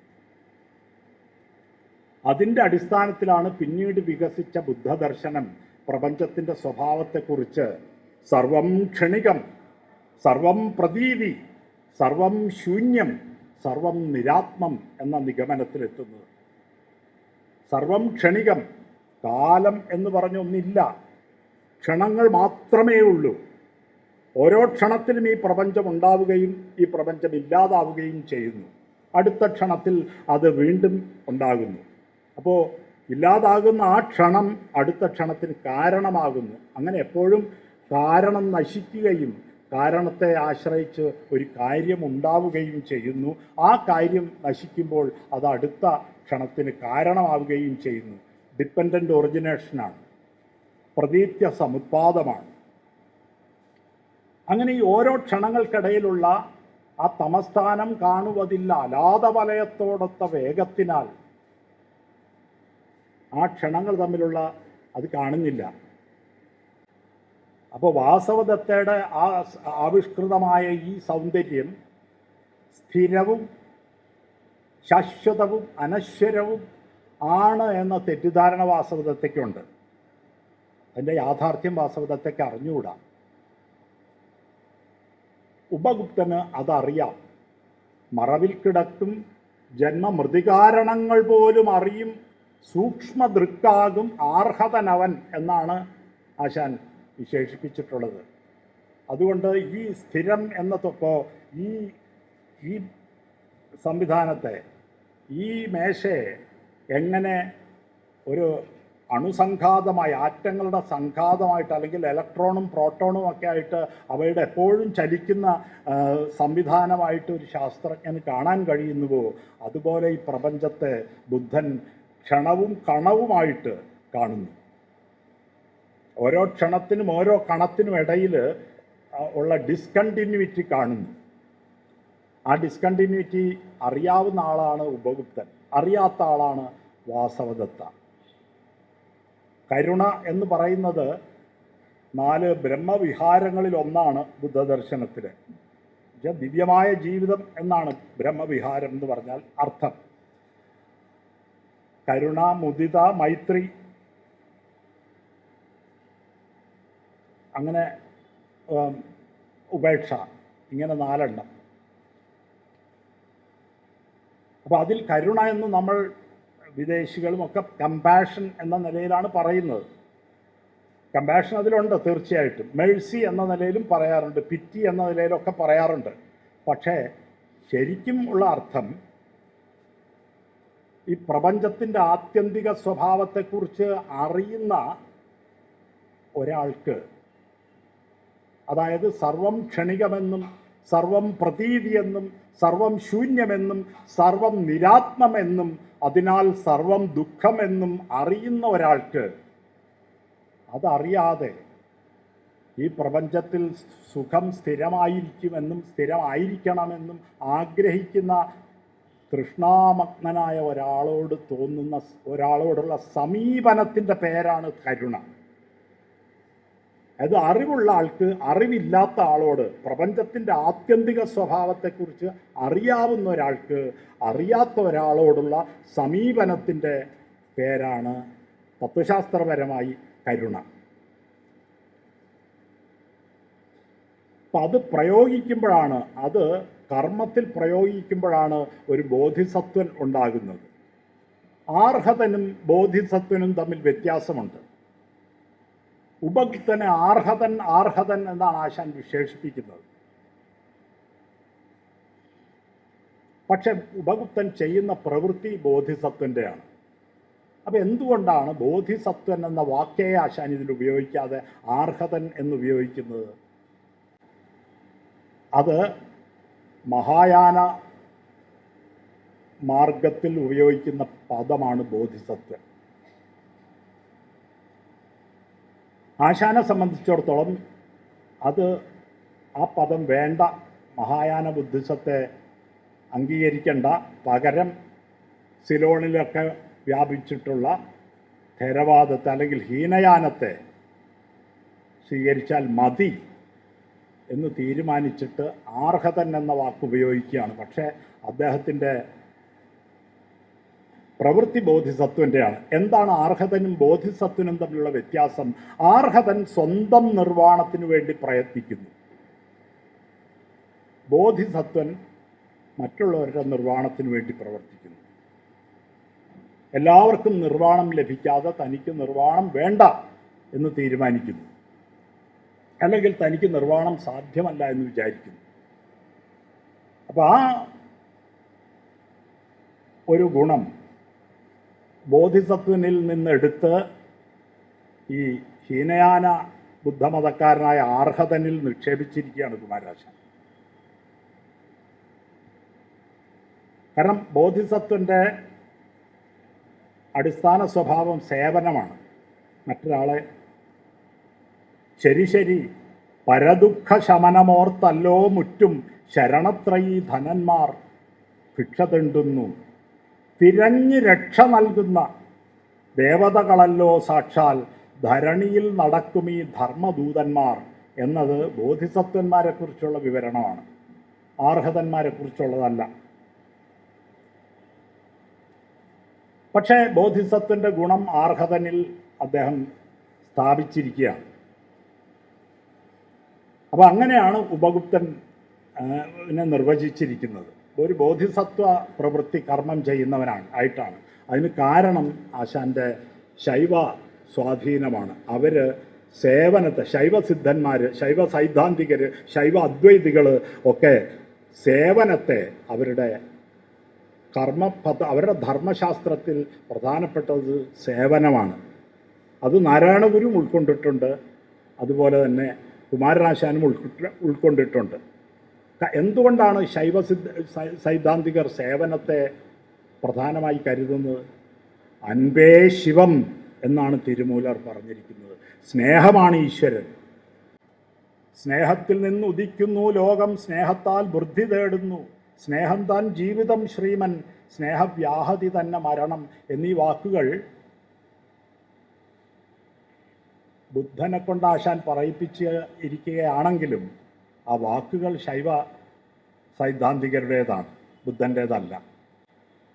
അപ്പോൾ അൻപേ ശിവം എന്ന് പ്രഖ്യാപിച്ചുകൊണ്ട്, സ്നേഹമാണ് ഈശ്വരൻ എന്ന് പ്രഖ്യാപിച്ചുകൊണ്ട് സേവനം തങ്ങളുടെ ജീവിത ചര്യയുടെ, തങ്ങളുടെ എത്തിക്സിൻ്റെ കർമ്മമാർഗമായിട്ട് സ്വീകരിച്ചിട്ടുള്ള ശൈവ സൈദ്ധാന്തികരുടെ ഗുണങ്ങൾ കൂടി ആർഹതനിൽ അദ്ദേഹം ലയിപ്പിച്ചിട്ടുണ്ട്. അപ്പോൾ അങ്ങനെ നമ്മൾ നിർത്തിയത് വാസവദത്ത ഇരിക്കുന്ന സ്ഥലത്താണ്, നിരാശയായി ഇരിക്കുന്ന സ്ഥലത്താണ്. അപ്പോൾ അവിടെ നിന്ന് തുടങ്ങാം വീണ്ടും. അപ്പോൾ തോഴി ഇത് നിരീക്ഷിച്ചു, വാസവദത്തയുടെ ഈ നൈരാശ്യം. എന്നിട്ട് പറയാണ്, കുലനയ വിരുദ്ധമായി കൊഴുക്കും ഈ പ്രണയത്തിൻ നില നായികയിൽ കണ്ട് ഹസിച്ചു ദൂതി, ചലത് അളകാഞ്ചലയായി ചാപലം ഇതരുതെന്ന് തല വിലങ്ങനെ ആട്ടി തിരസ്കരിച്ചു. കുലനയ വിരുദ്ധമാണ്. അതിൽ നമ്മൾ മനസ്സിലാക്കേണ്ടത് ഈ ഗണികാവൃത്തി വാസവദത്തയുടെ കുലനയമാണ്. അന്നത്തെ സാമൂഹ്യ വ്യവസ്ഥിതിയിലെ കുലത്തൊഴിലുകൾ നിർണയിച്ചിട്ടുള്ളതിൽ ഒരു കുലത്തൊഴിൽ ചെയ്യുന്ന ആളാണ് വാസവദത്ത. കുലനയമാണത്. അതന്നത്തെ തൊഴിലിൻ്റെ അടിസ്ഥാനത്തിലുള്ള ജാതി വ്യവസ്ഥയിൽ ഒന്നാണത്. വള്ളത്തോളിൻ്റെ കൊച്ചു സീതയിലെ മുത്തശ്ശി കൊച്ചുമകളോട് പറഞ്ഞു കൊടുക്കും, എന്താണ്, നമ്മൾക്ക് രണ്ടാണ് ജീവിത വൃത്തികൾ, നന്മയ്ക്കു കോവിലിൽ പോയി നൃത്തമാടലും പുമ്മാനസങ്ങളെ നൃത്തമാടിക്കലും.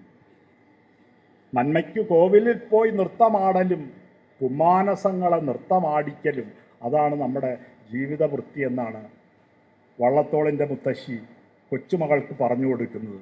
അല്ലെങ്കിൽ മധ്യകാല തലമുറ പുതിയ കാലത്തോട് പറയുന്നത്.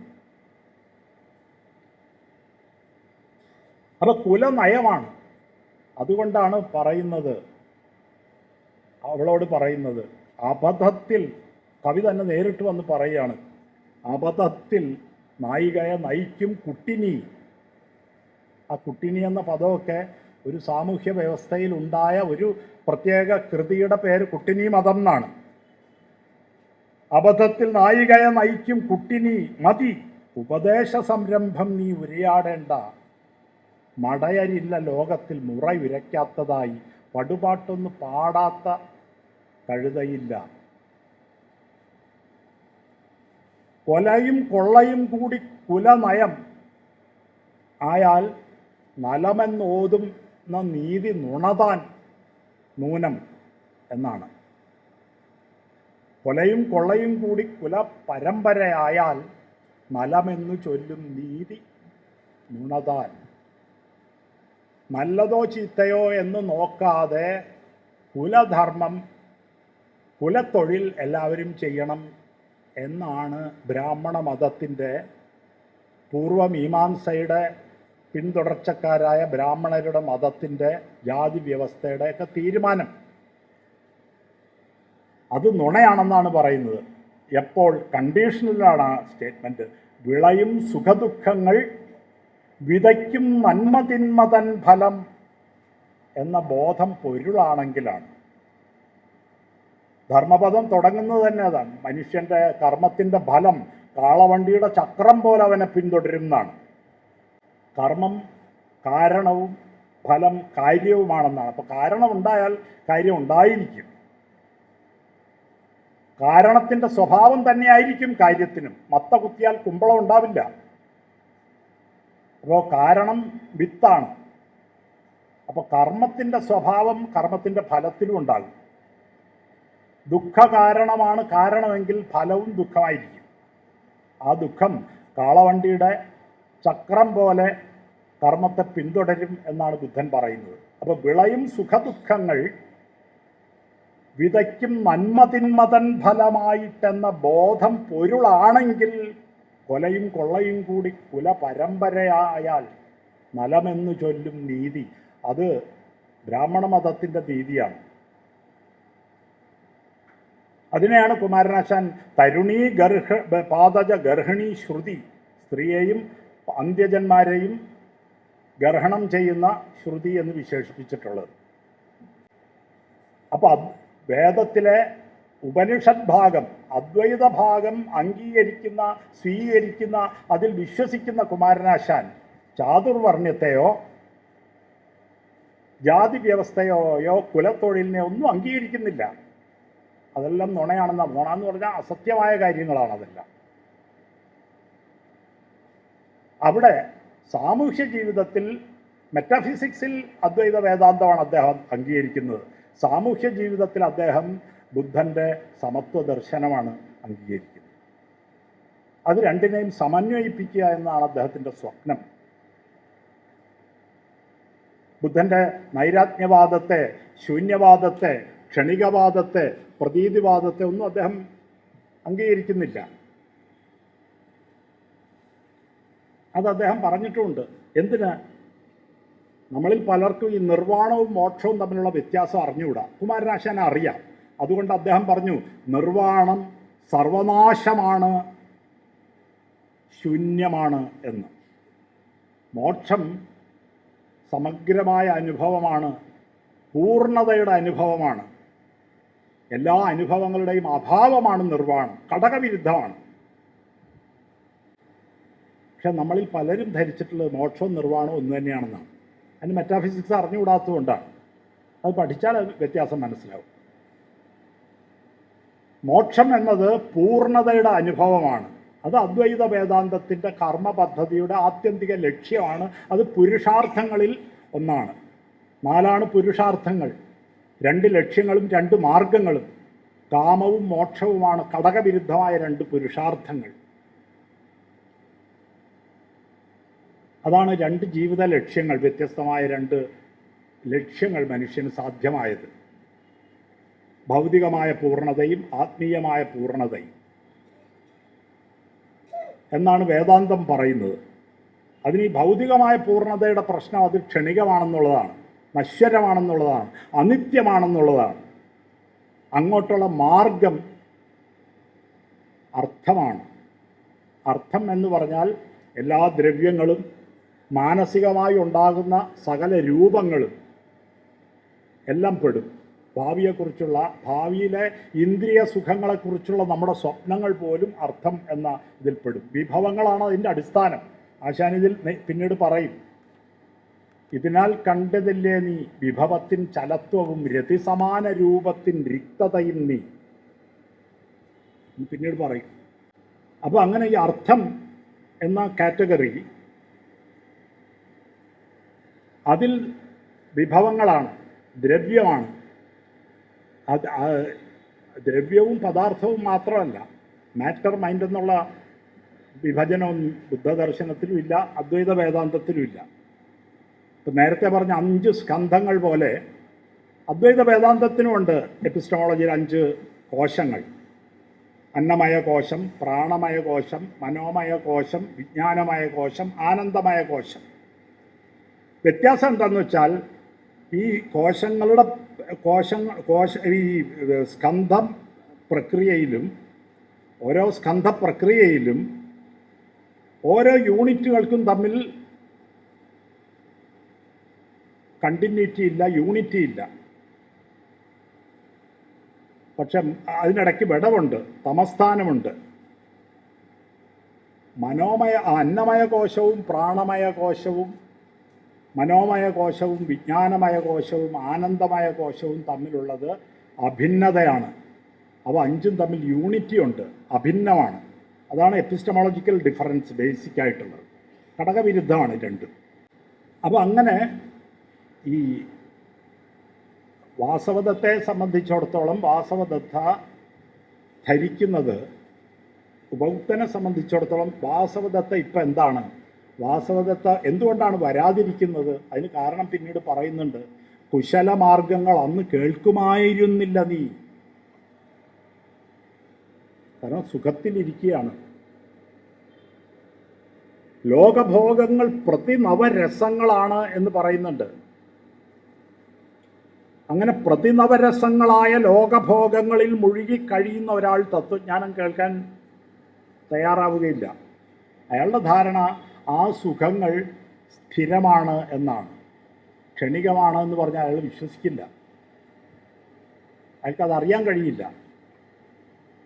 പക്ഷെ ആ ക്ഷണികത അനുഭവത്തിൽ വന്നപ്പോഴാണ് അവൾ ആ ഉപദേശം സ്വീകരിക്കാൻ തയ്യാറാകുന്നത്. വിശസനം സുഖികളെ വിജ്ഞരാക്കുന്നു. ദുഃഖം, ഒരു കാര്യം നഷ്ടപ്പെടുമ്പോൾ നമുക്ക് മനസ്സിലാവും അത് നമ്മുടേതായിരുന്നില്ല, അല്ലെങ്കിൽ അത് ക്ഷണികമായിരുന്നു എന്ന്. അപ്പോൾ അങ്ങനെ കാമത്തെയാണ്, അതായത് സ്ഥിരമല്ലാത്ത ഒന്നിനെയാണ് വാസവദത്ത ഉപാസിച്ചിരുന്നത്, ഇന്ദ്രിയ സുഖത്തെ. അപ്പോൾ ധനം മാത്രമല്ല, ഭൗതികമായ ദ്രവ്യങ്ങൾ മാത്രമല്ല, അധികാരവും അർത്ഥമാണ്. അതുകൊണ്ടാണ് അധികാരം നേടാനും അത് നിലനിർത്താനും അധികാരികൾ അസത്യത്തെ ആശ്രയിക്കുന്നത്, അധർമ്മത്തെ ആശ്രയിക്കുന്നത്. ഇപ്പം പാണ്ഡവർ ധർമ്മത്തിലൂടെയാണോ അധികാരം നേടിയത്? അല്ല, അധർമ്മത്തിലൂടെയാണ്. കൗരവരുടെ ധർമ്മം സ്ഥൂലമാണ്, പ്രത്യക്ഷമാണ്. കൗരവരുടെ അധർമ്മം പ്രത്യക്ഷമാണ്, പാണ്ഡവരുടെ അധർമ്മം സൂക്ഷ്മത്തിലാണ്. അത് ശ്രീകൃഷ്ണൻ പറയുന്നുണ്ട്. നിങ്ങൾക്ക് അധികാരം വേണമായിരുന്നു, അതുകൊണ്ട് അതിൻ്റെ വഴി ഞാൻ പറഞ്ഞു തന്നു, അത് അധർമ്മമാണ്. പക്ഷെ നിങ്ങൾ ധർമ്മിഷ്ഠരായിരുന്നെങ്കിൽ അധികാരം വേണ്ടെന്ന് വയ്ക്കുമായിരുന്നു, നിങ്ങളത് ചെയ്തില്ല. അപ്പോൾ അധികാരം വേണമെങ്കിൽ അധർമ്മത്തിൻ്റെയും അസത്യത്തിൻ്റെയും വഴി തേടിയേ ഒക്കൂ. അധികാരം അർത്ഥത്തിൻ്റെ ഭാഗമാണ്. അതുകൊണ്ട് അപ്പോൾ ഈ വ്യത്യാസം, ഈ ക്ഷണികമായതിനെ തിരിച്ച് വേദാന്തികൾ അതിനെ നിത്യ അനിത്യ വസ്തു വിവേകം എന്ന് പറയും. നിത്യവസ്തു ഏത്, അനിത്യവസ്തു ഏത് എന്ന് തിരിച്ചറിയുന്ന ബുദ്ധ ദർശനത്തിൽ അങ്ങനെ ഒരു നിത്യവസ്തു ഇല്ല. കാരണം ബുദ്ധൻ നിരീക്ഷിച്ച് കണ്ടെത്തിയത് സർവം അനിത്യം എന്നാണ്, സർവം ക്ഷണികമെന്നാണ്, സർവം ശൂന്യമെന്നാണ്, ഒന്നിനും സത്തയില്ല എന്നാണ്, സർവം പ്രതീതി എന്നാണ്. ആ ഫിനോമിനോളജിയിൽ നിന്നുള്ള വ്യത്യാസം അതാണ്. ഈ ബുദ്ധൻ്റെ പ്രതീതിയാണ്, ആധാരമില്ലാത്ത അനുഭവമാണ്, അൺറിയലാണ്. ഒരു നിമിഷം നശിച്ച് അടുത്ത നിമിഷമുണ്ടായി, അടുത്ത നിമിഷം നശിച്ച് അടുത്ത നിമിഷമുണ്ടായി, അങ്ങനെ പ്രവഹിക്കുന്ന ആദിമധ്യാന്തങ്ങളില്ലാത്ത ഈ പ്രവാഹമായ ഈ പ്രപഞ്ചത്തെ വേഗം കാരണം നമുക്ക് സ്ഥിരമായിട്ട് തോന്നുന്നു, ഖരമായിട്ട് തോന്നുന്നു. It's A flux. അപ്പം അതറിയാവുന്നത് കൊണ്ട് ഉപഗുപ്തൻ വന്നില്ല.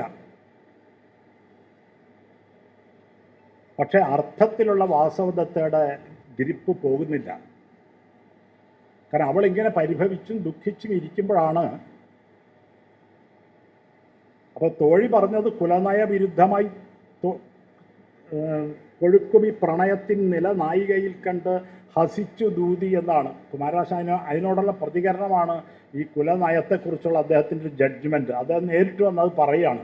എന്നിട്ട് പറയുകയാണ്, ധനദുർദേവതയ്ക്ക് എന്നും ത്രപവിട്ടഹോ മോഹത്താൽ തനതങ്കം ഹോമിക്കും ഈ തയ്യലാൾക്കുള്ളിൽ അനവദ്യ സുഖതമാം അനുരാഗ അങ്കുരം വരാ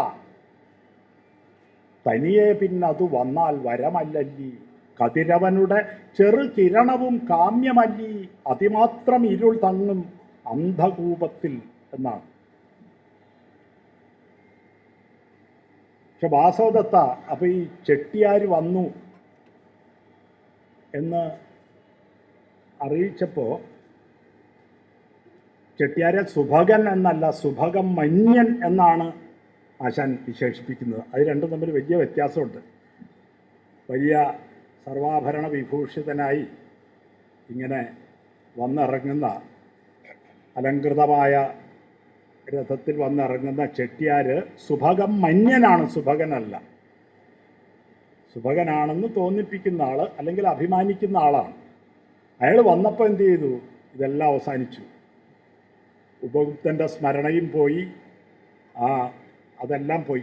കാരണം അവിടെയാണ്. ആ കഴിഞ്ഞ നിമിഷവും ഈ നിമിഷവും തമ്മിൽ ബന്ധമില്ല. കഴിഞ്ഞ ക്ഷണത്തിലെ വാസവദത്ത അല്ല ഈ ക്ഷണത്തിലെ വാസവദത്ത. ആ രണ്ട് ക്ഷണങ്ങൾക്കിടയിൽ തമോഗർത്തമുണ്ട്. ആശാൻ സൂചിപ്പിക്കുന്ന ആ അതിമാത്രം ഇരുൾ തിങ്ങും അന്ധകൂപമുണ്ട്. ആ പ്രണയിനിയായിരുന്ന വാസവദത്ത ആ നിമിഷത്തിൽ മരിക്കുകയും അടുത്ത ക്ഷണത്തിൽ ബുദ്ധദർശനം അനുസരിച്ച് തന്നെ അടുത്ത ക്ഷണത്തിൽ മറ്റൊരു വാസവദത്ത, ഗണികയായ വാസവദത്ത ജനിക്കുകയും ചെയ്തു. എന്തു ചെയ്തു? പരിച്ഛദമൊക്കെ ഏന്തി പുറകെ നടന്നു ചെല്ലും പരിചാരിക ആകുന്ന നിഴലുമായി കരപറ്റി നിന്നു പിന്നെ കുണുങ്ങി തൻ കുളത്തിലേക്ക് അരയന്നപ്പിട പോലെ നടന്നുപോയി. ഞാൻ ആലോചിച്ചിട്ടുണ്ട്, ആശാനെപ്പോലെ ഒരാൾക്ക് കരപറ്റി നിന്ന് പിന്നെ കുണുങ്ങി തൻ സരസിലേക്ക് അരയന്നപ്പിട പോലെ നടന്നുപോയി എന്ന് എഴുതാൻ പാടുണ്ടായിട്ടാണ് കുളത്തിലേക്കെന്ന് എഴുതിയത് എന്ന്. വളരെ പണ്ട് കവിത എഴുതാൻ പരിശീലനം നടക്കുമ്പോൾ മഹാകവികളുടെ കവിതയൊക്കെ എടുത്ത് വെച്ച് വാക്കുകൾ മാറ്റി നോക്കും, വേറെ വാക്ക് മാഷ്കാർ അറിയാതെ അങ്ങനെ പരിശീലിച്ചു നോക്കും, ഇങ്ങനെ വേറെ വാക്ക് വയ്ക്കാൻ പറ്റുമെന്ന്. അപ്പോൾ അങ്ങനെ എനിക്ക് തോന്നി സരസ്സെന്ന് വെച്ചുകൂടെ, അരയന്നം സരസിലേക്കല്ലേ പോവുക? അല്ല, അവരുടെ അപ്പോഴത്തെ ജീവിതത്തെയാണ്. അതിനെ സരസ് എന്ന വിശുദ്ധ പദം കൊണ്ട് വിശേഷിപ്പിക്കാൻ വയ്യ, കുളം എന്നേ പറയാൻ പറ്റൂ. അനേകം പേര് കുളിച്ച് ആ അഴുക്ക് മുഴുവൻ നിറഞ്ഞ കുളമാണത് അവരുടെ ജീവിതം. അതിലേക്ക് അരയന്നം പോലെ ഒരു സൗന്ദര്യ രൂപം പോകുമ്പോഴുള്ള വൈരുദ്ധ്യം, വൈകൃതം, ഇതൊക്കെയാണ് ആശാൻ സൂചിപ്പിക്കാനുള്ളത്. അതുകൊണ്ട് അരയന്നം പിട പോലെ കുളത്തിലേക്ക് നടന്നുപോയി എന്നാണ്. നമ്മൾ വാസവദത്തെ ഇരിക്കുന്നത് കണ്ടത് സന്ധ്യയ്ക്കാണ്. പടിഞ്ഞാറ് ചാഞ്ഞു സൂര്യൻ. പിന്നെ വാസവദത്തെ അവതരിപ്പിക്കുന്നത് ചുടുകാട്ടിലാണ്. കരചരണ ശ്രവണ നാസികകൾ മുറിച്ച് ഭൂനരകമാം ചുടുകാട്ടിൽ നടുവിൽ തള്ളി എന്നാണ്. കരചരണ ശ്രവണ നാസികകൾ മുറിച്ച്, കൈയും കാലും ചെവിയും മൂക്കും ഒക്കെ മുറിച്ച് കളഞ്ഞ് എവിടെ? ഭൂനരകമാം ചുടുകാട്ടിൻ നടുവിൽ തള്ളി. അതിൻ്റെ കാരണം നിങ്ങൾക്കറിയാം. അവിടെയാണ് അവതരിപ്പിക്കുന്നത്. ആ ചുടുകാടൊക്കെ അവതരിപ്പിക്കുമ്പോൾ പക്ഷെ തുടങ്ങുന്നത് ഇങ്ങനെയാണ്: കാലം പിന്നെയും കഴിഞ്ഞു, കഥകൾ നിറഞ്ഞ മാസം 4 പോയി, നഭസ്സിൽ കാറൊഴിയാറായി എന്നാണ്. വാസവദത്തെ ഇരിക്കുമ്പോൾ പറയുന്നത് കാളിമ കാളും നഭസ്സേ എന്നാണ്. കാമത്തിൻ്റെ, ലോഭത്തിൻ്റെ, മതത്തിൻ്റെ, രതിരോഷമോഹങ്ങളുടെയൊക്കെ കാളിമ നിറഞ്ഞ നഭസ്സാണ്, ബോധനഭസ്സാണ് ആദ്യം. ഇവിടെ നഭസ്സിൽ കാറൊഴിയാറായി എന്നാണ്. ഒഴിഞ്ഞിട്ടില്ല, ഉപയുക്തൻ വന്നിട്ടില്ല. അതുകൊണ്ട് വാസവദത്തയുടെ ബോധനഭസ്സിലെ കാറുകളൊന്നും ഒഴിഞ്ഞിട്ടില്ല, ഒഴിയാറായിട്ടേ ഉള്ളൂ. കാലം പിന്നെയും കഴിഞ്ഞു, കഥകൾ നിറഞ്ഞ മാസം 4 പോയി, നഭസ്സിൽ കാറൊഴിയാറായി. ഇളം മഞ്ഞ വെയിൽ തട്ടി നിറം മാറി നീല വിണ്ണിൽ വിളങ്ങുന്ന വെൺമുകിലിൻ നിരകണക്കെ ആണ് യമുനയുടെ പുളിനങ്ങൾ കാണുന്നത്. ഇളം മഞ്ഞ വെയിൽ തട്ടി എന്ന് പറയുമ്പോൾ നമ്മൾ ബുദ്ധഭിക്ഷുവിൻ്റെ വേഷം ഓർക്കും. ഇളം മഞ്ഞ വെയിൽ തട്ടി നിറം മാറി. അപ്പോൾ തീർച്ചയായിട്ടും നമ്മൾ ആ സമയത്ത് ഇളം മഞ്ഞ വെയിൽ തട്ടി നിറം മാറി എന്ന് പറയുമ്പോൾ വാസവദത്തയുടെ ആധ്യാത്മികമായ മാറ്റത്തിൻ്റെ ഒരു ധ്വനി കൂടി അതിൽ നിന്ന് നമുക്ക് കിട്ടും. അങ്ങനെ അവിടെയാണ് പിന്നെ രംഗം. നെടിയ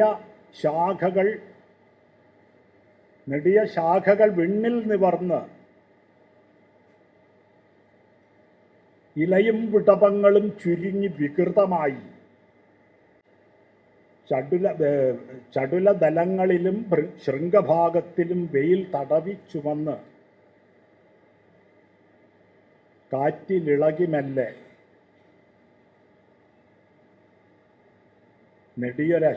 വലിയൊരു അശ്വത്ഥം, ആ അശ്വത്ഥത്തെ വർണ്ണിച്ചുകൊണ്ടാണ്. അത് തലയിൽ തീകാളും നെടും ചുടലഭൂതം പോലെ നിൽക്കുന്നതായിട്ടാണ് അശ്വത്ഥം. നെടിയ ശാഖകൾ വിണ്ണിൽ നിവർന്ന് ഇലയും വിടപങ്ങളും ചുരുങ്ങി വികൃതമായി നടുവിൽ അങ്ങു നിൽക്കുന്നു വലിയൊരു അശ്വത്ഥം.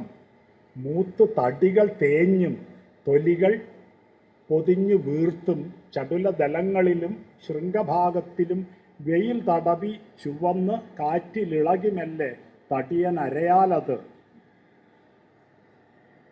തലയിൽ തീകാളും നെടും ചുടലഭൂതം കണക്കെ ചലിച്ചു നിൽപ്പു. ഈ അശ്വത്ഥം ഭാരതീയ സംസ്കാരത്തിലെ, ബൗദ്ധ സംസ്കാരത്തിലെയും വൈദിക സംസ്കാരത്തിലെയും ഒക്കെ ഒരു പ്രധാന ബിംബമാണ്. ഉപനിഷത്തുകളിലും അതിന് ഊർധ്വമൂലം, അധശാഖം എന്നൊക്കെ പറഞ്ഞ് ഗീതയിലും എല്ലാത്തിലും ഉപയോഗിക്കുന്നുണ്ട്. ആശാൻ തന്നെ മറ്റൊരു വൃക്ഷം കാണിച്ചു തന്നിട്ടുണ്ട്. ഒരു ശാഖാഗ്രത്താൽ വിണ്ണും വേടിൻ ചാർത്താൽ പാരും വ്യാപിച്ച് പടർന്നു നിൽക്കും പേരാൽ മരമാണത്. ആയതിൻ പത്രത്തിൻ ചാരു തണലാർന്ന ചില്ലതോറും ഘോരാതപം ഭയപ്പെട്ട് ഏറെ പക്ഷികൾ സ്വൈരം ശരണം അണഞ്ഞിരിപ്പു എന്ന് ചണ്ഡാല ഭിക്ഷുകിൻ്റെ ആരംഭത്തിൽ ഒരു വലിയ ആൽവൃക്ഷത്തെ കാണിച്ചു തരുന്നുണ്ട്.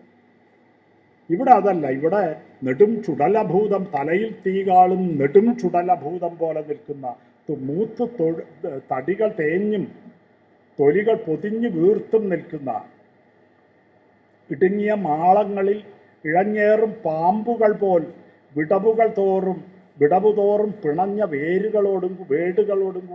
വേരുകളോടും കൂടി നിൽക്കുന്ന അശ്വത്ഥമാണ്. അവിടെയാണ്, അതിൻ്റെ ആൽത്തറയിലാണ് വാസവദത്തെ ഇപ്പോൾ അവതരിപ്പിക്കുന്നത്. ആദ്യം അവതരിപ്പിച്ചത് ഒരു അശോകവൃക്ഷത്തിൻ്റെ ചുവട്ടിലാണ്. 2 വൃക്ഷങ്ങളാണ്. നെടും ചുടലഭൂതം പോലെ നിൽക്കുന്ന ഈ വൃക്ഷവും ആദ്യം അവതരിപ്പിക്കുന്നത് എവിടെയാണ്? ആദ്യം അവതരിപ്പിക്കുന്നത് അശോകവൃക്ഷത്തിൻ്റെ താഴെയാണ്. ചിന്നിയ പൂങ്കുലകളാം പട്ടുതൊങ്ങൽ ചൂഴുമൊരു പൊന്നശോകം വിടർത്തിയ കുടതൻ കീഴിൽ മസൃണശിലാസനത്തിൽ ഇരിക്കുന്നതായിട്ടാണ്. അതിലൊരു ഐറണിയുണ്ട്. കാരണം നമ്മുടെ ഭാരതീയ മനസ്സിൽ അശോകവനത്തിൽ ഇരിക്കുന്നത് സത്യത്തിൽ സീതയാണ്. അപ്പോൾ രതിരോഷമോഹങ്ങളാകുന്ന രാവണനാൽ അപഹൃതയായ വാസവദത്തയുടെ ഉള്ളിൽ സീതയെപ്പോലെ പരിശുദ്ധയായ ഒരു സ്വത്വമുണ്ട് എന്നാണ്.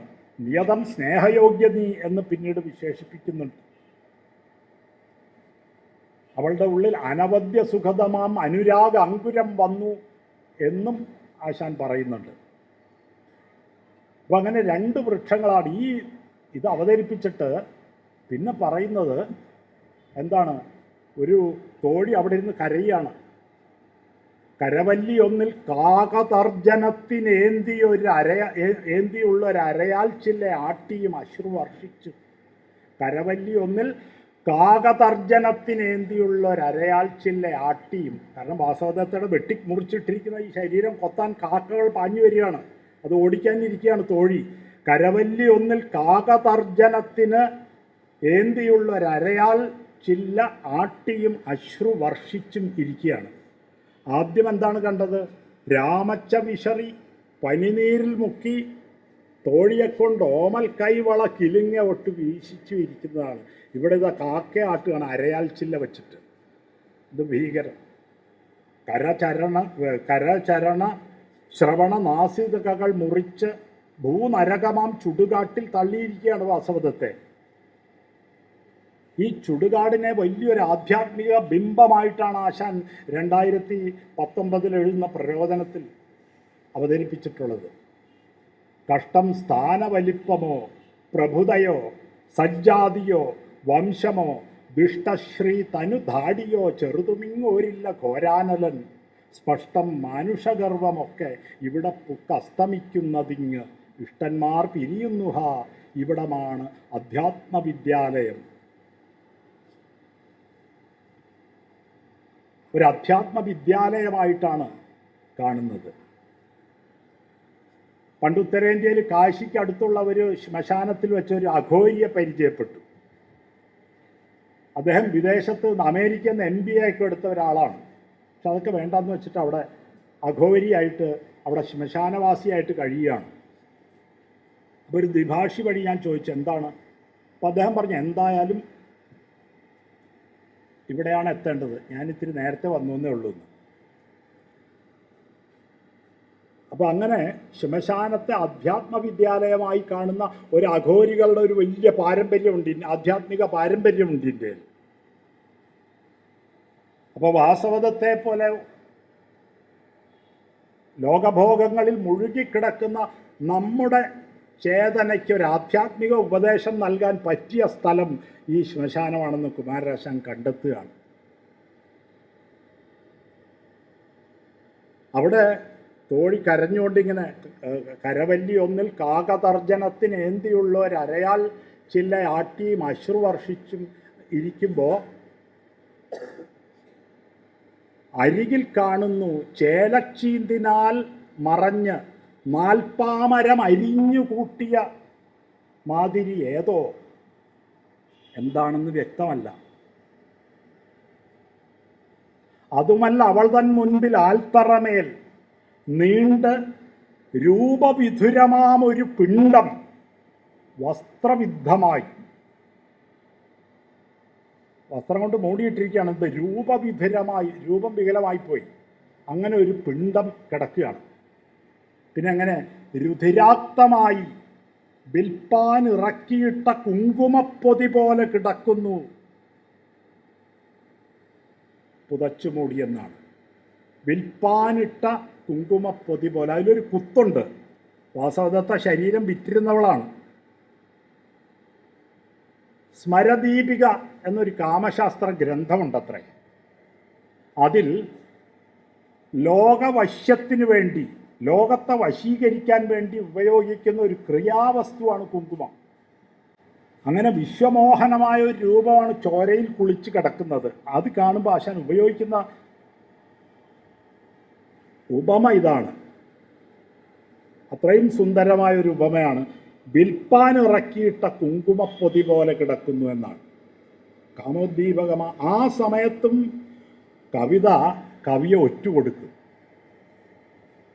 നല്ല കവിത, സ്വദേശ കവിതയല്ല. സ്വദേശ കവിയുടെ നിയന്ത്രണത്തിലാണ്. അല്ലാത്ത കവിത കവിയെ ഒറ്റുകൊടുക്കും. ഒരു പക്ഷേ, ഞാൻ തീർത്തു പറയില്ല, ആശാൻ്റെ ചേതനയിൽ ജീവനിൽ ഇഴുകിപ്പിടിച്ച തീവ്രമായ കാമമാകാം അങ്ങനെ ഒരു ഉപമയിലേക്ക് ആശാനെ എത്തിച്ചത് എന്ന് ഞാൻ വിചാരിക്കുന്നു. ഒരുപക്ഷെ അത്തരം നിഗൂഢമായ ചിത്തവൃത്തികൾ കവിതയിൽ നിരീക്ഷിച്ചത് കൊണ്ടാകാം ചിലർ ആശാന് ശവഭോഗ ആസക്തിയുണ്ട് എന്ന് നിരീക്ഷിച്ചത്. അങ്ങനെ ഒരു പുസ്തകം തന്നെ ഇറങ്ങിയിട്ടുണ്ട്. എന്തായാലും റിക്തമായി വിൽപ്പനയ്ക്കായി ഇറക്കിയിട്ട കുങ്കുമപ്പൊതി പോലെ കിടക്കുന്നു പുതച്ചു മൂടിയെന്ന്. റിക്തമായി വിൽപ്പാൻ ഇറക്കിയിട്ട കുങ്കുമപ്പൊതി പോലെ കിടക്കുന്നു. ലോക വശ്യത്തിന് വേണ്ടിയുള്ള ക്രിയാവസ്തു പോലെ കിടക്കുന്നു എന്നാണ് ആ കിടപ്പിലും. ഇത് ഭീകരൻ. അവിടേക്കാണ് ഉപഗുപ്തൻ വരുന്നത്. ഭാനുമാനിൽ നിന്ന്, ബുദ്ധനിൽ നിന്ന്, സൂര്യനിൽ നിന്ന് കടപൊട്ടിപ്പറന്നെത്തും കതിരുപോലെ വരുന്നത്. വന്ന് അദ്ദേഹം ചോദിക്കുന്നു, വാസവദത്തതാനോ ഈ വിപന്നമാം പ്രിയജനം, നീ സദയം ചൊൽക ഭദ്രേ ഉപഗുപ്തൻ ഞാൻ. ആ ഉപഗുപ്തൻ എന്ന വാക്ക്, ആ സംജ്ഞ, സാങ്കേതികമായി പറഞ്ഞാൽ ആ സംജ്ഞ ഈ കിടക്കുന്ന, വെട്ടിയരിഞ്ഞു കിടക്കുന്ന വാസവദത്തയുടെ സംസ്കാരത്തെ ഉണർത്തുകയാണ്. എന്താണ് ആ സംസ്കാരം? അതാദ്യം പറയുന്നുണ്ട്. രക്തമെല്ലാം ഒഴുകിപ്പോയി, ക്ഷയിച്ചു ശക്തി, സിരകൾ റിക്തമായി, റിക്തമായി എന്ന് പറയാൻ ശൂന്യമായി, സിരകൾ റിക്തമായി, പ്രാണപാശം അറുമാറായി, അക്കിടപ്പിലും അവൾ ആ യുവമുനിയെ വീക്ഷിപ്പാൻ പൊക്കിടുന്നു തല, രാഗവൈഭവം കണ്ടോ. അഥവാ അവൾക്കെഴും ഈ ഭാവബന്ധ ബലത്തിനാൽ ശിഥിലമായ തൽപ്രാണൻ തങ്ങി നിൽപ്പതാ. യഥാർത്ഥത്തിൽ അത്രയും നേരം ചോര വാർന്ന് കിടന്നാൽ ആൾ മരിച്ചു പോകും. പക്ഷെ ഒരു ഈസ്തറ്റിക് കോണ്ടെക്സ്റ്റിൽ നമ്മളത് അംഗീകരിക്കും. ആ അസത്യത്തെ, ആ അയഥാർത്ഥത്തെ യഥാർത്ഥത്തിനേക്കാൾ വലിയ സൂക്ഷ്മമായ യാഥാർത്ഥ്യമായിട്ട് നമ്മൾ അംഗീകരിക്കും. അതാണ് കവിതയുടെ മാന്ത്രിക വിദ്യ. അവിടെ അരിഞ്ഞിട്ടിരിക്കുകയാണ്, സൗന്ദര്യത്തെ അപഗ്രഥിച്ച് നോക്കുകയാണ്. മൈലാഞ്ചിയിട്ട് ചുവന്ന വീണമീട്ടിയ തഴമ്പുള്ള ആ വിരലുകളാണോ, ഹേമപുഷ്പം പോലെ വെട്ടി അരിഞ്ഞിട്ടിരിക്കുന്ന വിരലുകളാണോ, അല്ലെങ്കിൽ ആ കൈകളാണോ, ആ കൈകളിലാണോ സൗന്ദര്യം? നൃത്തമാടി അയവാർന്ന നെരിയാണിയുള്ള കോലരക്കിൻ്റെ ചാറ് പുരണ്ട വെട്ടി അരിഞ്ഞിട്ടിട്ടുള്ള ചോരപാടുകളുള്ള ആ കാലുകളിലാണോ സൗന്ദര്യം? മൂക്കിലാണോ ആ ധവളരത്നം, അവൾ ശ്വസിക്കും രാഗം പോലെ ഘനീഭവിച്ചിരുന്ന ആ മൂക്കുത്തിയിട്ട മൂക്കിലാണോ സൗന്ദര്യം? കർണാഭരണങ്ങൾ, കല്ലൊളി വീശുന്ന കർണപൂരമിട്ട ആ ചെവി ഛേദിക്കപ്പെട്ട് കിടക്കുകയാണ്, അതിലാണോ സൗന്ദര്യം? അപഗ്രഥിച്ചു നോക്കുകയാണ്, രൂപത്തിലാണോ സൗന്ദര്യമെന്ന്. അപ്പോൾ സൗന്ദര്യം അതിലൊന്നുമല്ല. സൗന്ദര്യം ആ ജീവനിലാണ്, ആ പ്രാണനിലാണ്. ആ പ്രാണപാശം അറുമാറായി കിടക്കുകയാണ്. എന്നിട്ട് പറയുകയാണ്, അന്തിമമാം മണം അർപ്പിച്ചടിവാൻ മലർ കാക്കില്ലേ ഗന്ധവാഹനെ, രഹസ്യം ആർക്കറിയാവൂ. മനുഷ്യൻ്റെ ഇന്ദ്രിയങ്ങൾക്ക്, മനസ്സിന്, ബുദ്ധിക്ക്, എല്ലാ ഉപകരണങ്ങൾക്കും അതിനപ്പുറം അറിയാനുള്ള കഴിവില്ല. രഹസ്യം ആർക്കറിയാവൂ? അജ്ഞേയതയിലാണ് എത്തുന്നത്.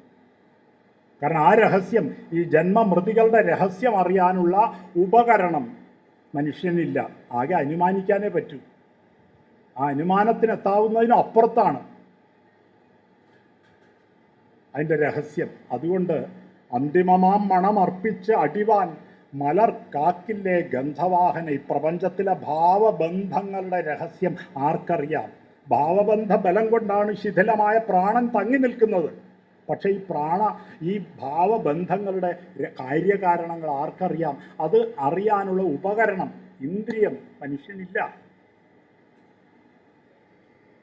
മനുഷ്യജ്ഞാനത്തിൻ്റെ ചരമസീമയിൽ നിന്നുകൊണ്ടൊരു മഹാകവി വിലപിക്കുകയാണ്, അന്തിമമാം മണം അർപ്പിച്ചടിവാൻ മലർ കാക്കില്ലേ ഗന്ധവാഹനെ, രഹസ്യം ആർക്കറിയാവൂ. അപ്പോഴാണ് ഭാനുമാനിൽ നിന്ന് കടപൊട്ടി പറന്നെത്തും കതിര് പോലെ എത്തുന്ന ഉപഗുപ്തൻ്റെ ചോദ്യം ഈ കിടക്കുന്ന വാസവദത്ത കേൾക്കുന്നത്, ആഹഹ മൃത്യുവിൻ ഇരുട്ടാഴിയിൽ മുങ്ങിയ സത്വം മുഹുരിന്ദ്രിയവാതിലിൽ മുട്ടുകല്ലല്ലി. ബുദ്ധദർശനം അനുസരിച്ച് ഈ രൂപം, വേദന, സംജ്ഞ, സംസ്കാരം, വിജ്ഞാനം എന്നീ 5 സ്കന്ധങ്ങൾ ചേരുമ്പോഴാണ് മനുഷ്യൻ നിലവിൽ വരുന്നത്. ഈ 5 സ്കന്ധങ്ങളും വേർപെടുമ്പോഴാണ് മരണം സംഭവിക്കുന്നത്. ഇവിടെ രൂപം വിഘടിതമായി, പെർസെപ്ഷൻ വിഘടിതമായിക്കൊണ്ടിരിക്കുന്നു, സംജ്ഞ വിഘടിതമായിക്കൊണ്ടിരിക്കുന്നു. ആയിട്ടില്ല, അത് ഇരുട്ടാഴിയിൽ മുങ്ങിക്കിടക്കുകയാണ്, പോയിട്ടില്ല, പ്രാണപാശം അറ്റിട്ടില്ല, ആറുമാറായതേ ഉള്ളൂ. അപ്പോൾ ഈ സംജ്ഞ കേൾക്കുമ്പോൾ സംജ്ഞാസ്കന്ധം ഉണരുകയാണ്. ആ എപ്പിസ്റ്റമോളജിക്കൽ കണ്ടീഷൻ, ആ പ്രോസസ്സ് വീണ്ടും ആരംഭിക്കുകയാണ്.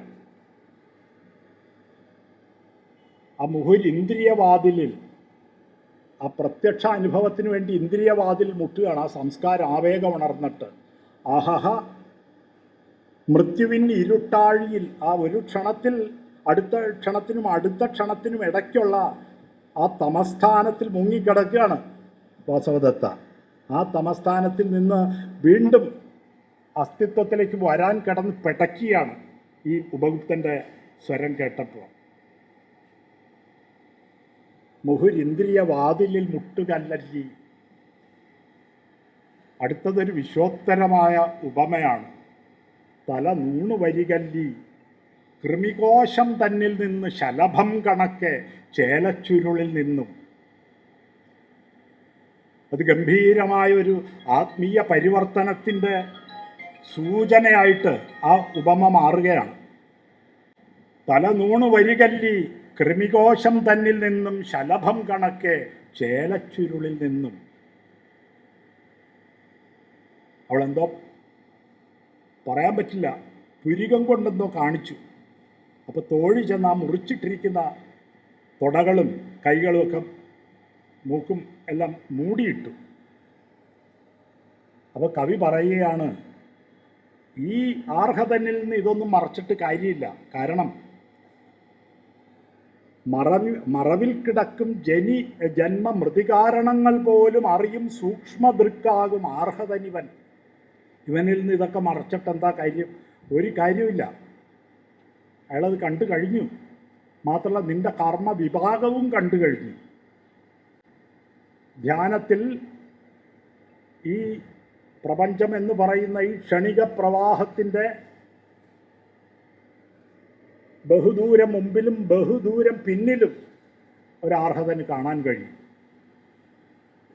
ആ വ്യക്തി എന്ന നിലയിലല്ല, മുഴുവൻ പ്രപഞ്ചത്തിൻ്റെയും പ്രവാഹത്തിലെ ഒരു ക്ഷണം എന്ന നിലയിലാണ്, ഒരു കണം എന്ന നിലയിലാണ് ഒരു അസ്തിത്വം എന്നുള്ളത്. അത് സ്വലക്ഷണ എന്ന് പറയും സാങ്കേതികമായിട്ട്. ആ സ്വലക്ഷണ അതാണ് എന്ന് അറിയുന്ന ആളാണ് അർഹതൻ, ബുദ്ധഭിക്ഷു. അപ്പോൾ അവനിൽ നിന്ന് ഇത് മറച്ചിട്ട് കാര്യമൊന്നുമില്ല. അയാളെന്തോ കുനിഞ്ഞു നോക്കിയിട്ട് എന്തോ പറയുന്നു. പക്ഷേ അതിന് വാസവദത്തയുടെ പ്രതികരണം എന്താണെന്ന് അറിയാൻ നിവൃത്തിയില്ല. കാരണം അനുനാസ വികലവും അന്തരോഷ്ട ലീനദീനവുമാണ് ശബ്ദം, വ്യക്തതയില്ല ശബ്ദത്തിന്. പക്ഷെ വാസവദത്തയോട് അദ്ദേഹം പറയുന്ന മറുപടിയിൽ നിന്ന് അയാൾ എന്താണ് പറയുന്നതെന്ന് നമുക്ക് അനുമാനിക്കാം. അദ്ദേഹം പറയുന്നത്, ഇല്ല ഞാൻ താമസിച്ചു പോയില്ലടോ സരളശീലേ, അല്ല നീ ഇന്ന് എന്നെ ചൊല്ലി ആർന്നിടായികടോ. ശോഭന കാലങ്ങളിൽ നീ ഗമ്യയായില്ല എനിക്ക്, നിൻ സൗഭഗത്തിൽ മോഹമാർന്ന സുഹൃത്തല്ല ഞാൻ. അറിയുന്നുണ്ടെങ്കിലും ഞാൻ അകൃത്രിമ പ്രണയത്തിനുറവ് ഒന്നു നിൻ ഉൾക്കാമ്പിൽ ഊറി നിന്നതും, പരമവിപത്തിങ്കലും പരിജനം നിന്നെ വിട്ടുപിരിയാതിങ് അണഞ്ഞഹോ പരിചരിച്ചു ചൊരിയും ഈ കണ്ണുനീർ, നിൻ സ്ഥിരദാക്ഷിണ്യ ശീലത്തെ ഉര ചെയ്യുന്നുണ്ട്, അതും ഓർക്കുന്നുണ്ട് ഞാൻ. അവളുടെ 2 ഗുണങ്ങൾ പറയുകയാണ്. ഒന്ന്, അവളുടെ ഉള്ളിൽ ഊറി നിന്ന അകൃത്രിമ പ്രണയത്തിൻ്റെ ഉറവ്. അതിലുള്ള ഒരു വൈരുദ്ധ്യം, ഈ അകൃത്രിമമായിരിക്കെ തന്നെ അവൾ ഉപഗുപ്തനെ ഒരു വിശിഷ്ട ഭോജ്യമായും കാണുന്നു, കമനീയ കായകാന്തി കലരും ജനമായി കാണുന്നു, മധുരാകൃതിയായി കാണുന്നു. അത് തമ്മിലുള്ള ഒരു വൈരുദ്ധ്യമുണ്ട്. അത് ആശാന് പരിഹരിക്കാൻ കഴിയുന്നില്ല. അത് നളിനിയിലൊരു ശ്ലോകമുണ്ട്. ധന്യമാം കരണയുഗ്മം ധന്യമാം കരണസത്വയുഗ്മം അന്യോന്യലീനം അറിവറ്റു നിൽക്കവേ. കരണസത്വയുഗ്മം എന്ന് പറഞ്ഞാൽ ദിവാകരൻ്റെയും നളിനിയുടെയും ശരീരങ്ങളും മനസ്സുകളും. അതാണ് കരണസത്വയുഗ്മം. ഈ ശരീരവും മനസ്സും നശ്വരമായതുകൊണ്ട്, നിത്യമല്ലാത്തതുകൊണ്ട്, അനിത്യമായതുകൊണ്ട് അവ എങ്ങനെ ധന്യമാകും എന്ന ചോദ്യം വേറെ കിടക്കുന്നു.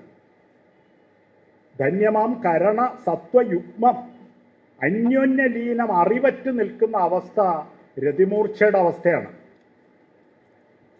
ഒരു പുരുഷൻ്റെയും സ്ത്രീയുടെയും ശരീരങ്ങളും മനസ്സും ഒന്നായി അന്യോന്യലീനമായി രണ്ടാണെന്ന അറിവ് അറ്റു നിൽക്കുന്ന അവസ്ഥ രതിമൂർച്ഛയുടെ അവസ്ഥയാണ്. അതിൻ്റെ ഭാവം രതിയും രസം ശൃംഗാരവുമാണ്.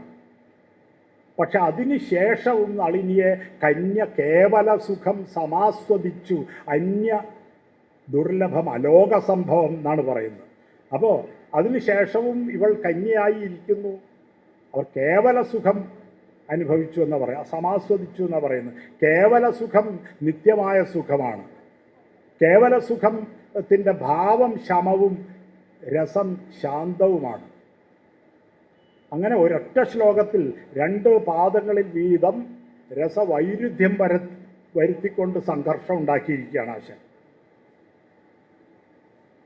അതിന് കാരണം ധന്യജീവിതത്തെക്കുറിച്ച് ആശാന്റെ സങ്കല്പം നളിനിയിലൂടെ പറയുന്നുണ്ട്.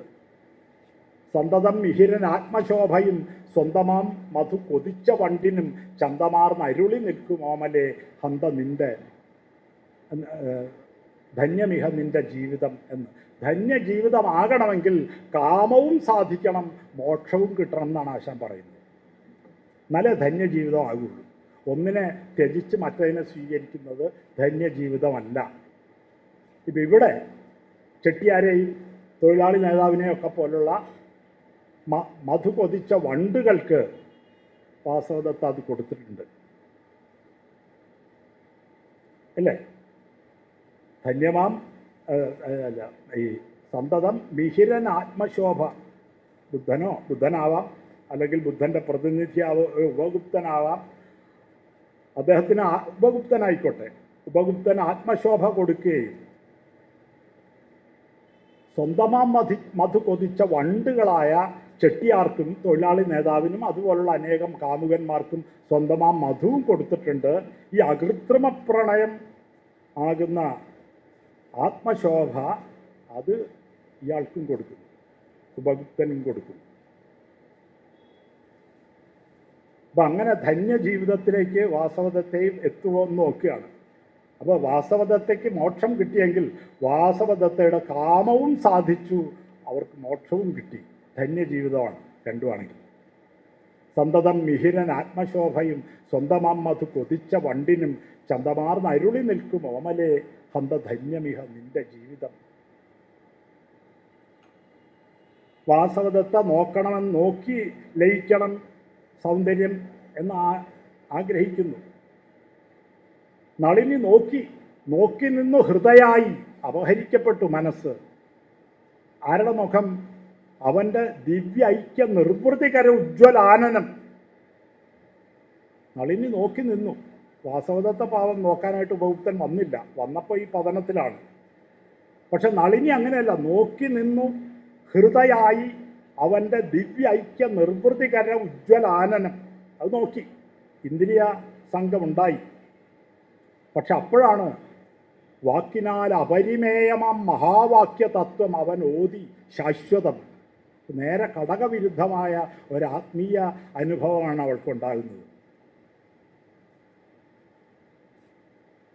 അയമാത്മം ബ്രഹ്മ, പ്രജ്ഞാനം ബ്രഹ്മ, അഹം ബ്രഹ്മാസ്മി, തത്വമസി എന്നീ മഹാവാക്യങ്ങളുടെ തത്വമാണ് ആര് വിശദീകരിച്ചു കൊടുത്ത്? വാക്കിനാൽ അപരിമേയമാം മഹാവാക്യ തത്വം അവൻ ഓതി ശാശ്വതം.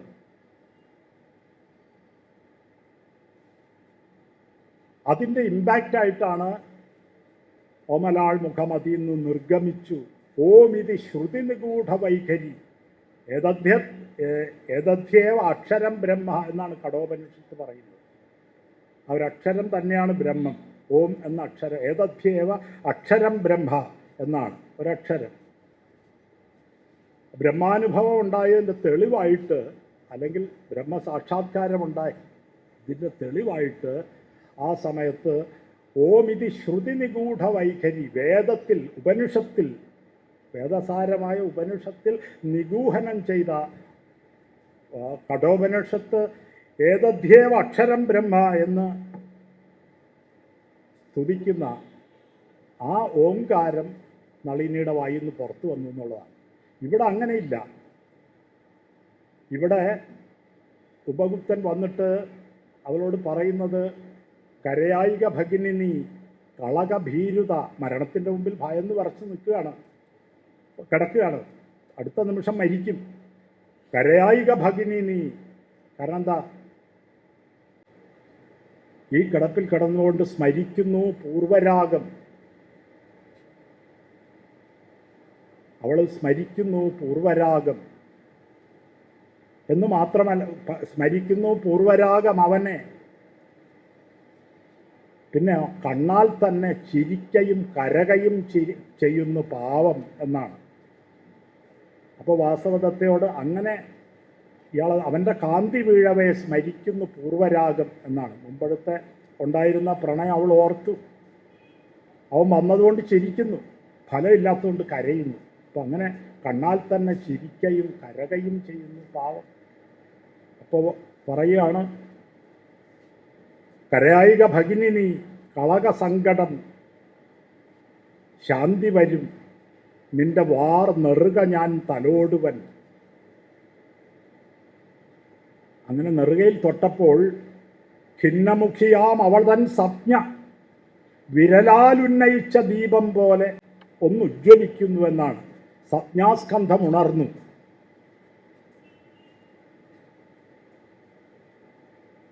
കായ സംജ്ഞ എന്ന് സാങ്കേതികമായിട്ട് പറയും. അതിന് കായ സംജ്ഞയുടെ ഉദ്ദീപനം ഉണ്ടായി. ആ പെർസെപ്ഷൻ വീണ്ടും കിട്ടി പെട്ടെന്ന്. അതുകൊണ്ട് വിരലാൽ ഉന്നയിച്ച ദീപം പോലെ ഒന്ന് ഉജ്ജ്വലിച്ചു ഒരു നിമിഷം. ആ നിമിഷത്തിലാണ് ഉപഗുപ്തൻ ശരണത്രയം ഉപദേശിക്കുന്നത്. ദിവാകരന് മഹാവാക്യങ്ങളാണ് ഉപദേശിച്ചതെങ്കിൽ, നളിനിക്ക് മഹാവാക്യങ്ങളാണ് ദിവാകരൻ ഉപദേശിച്ചതെങ്കിൽ, ഉപനിഷത് വാക്യങ്ങളാണ് ഉപദേശിച്ചതെങ്കിൽ, ഇവിടെ ശരണത്രയമാണ് ഉപദേശിക്കുന്നത്.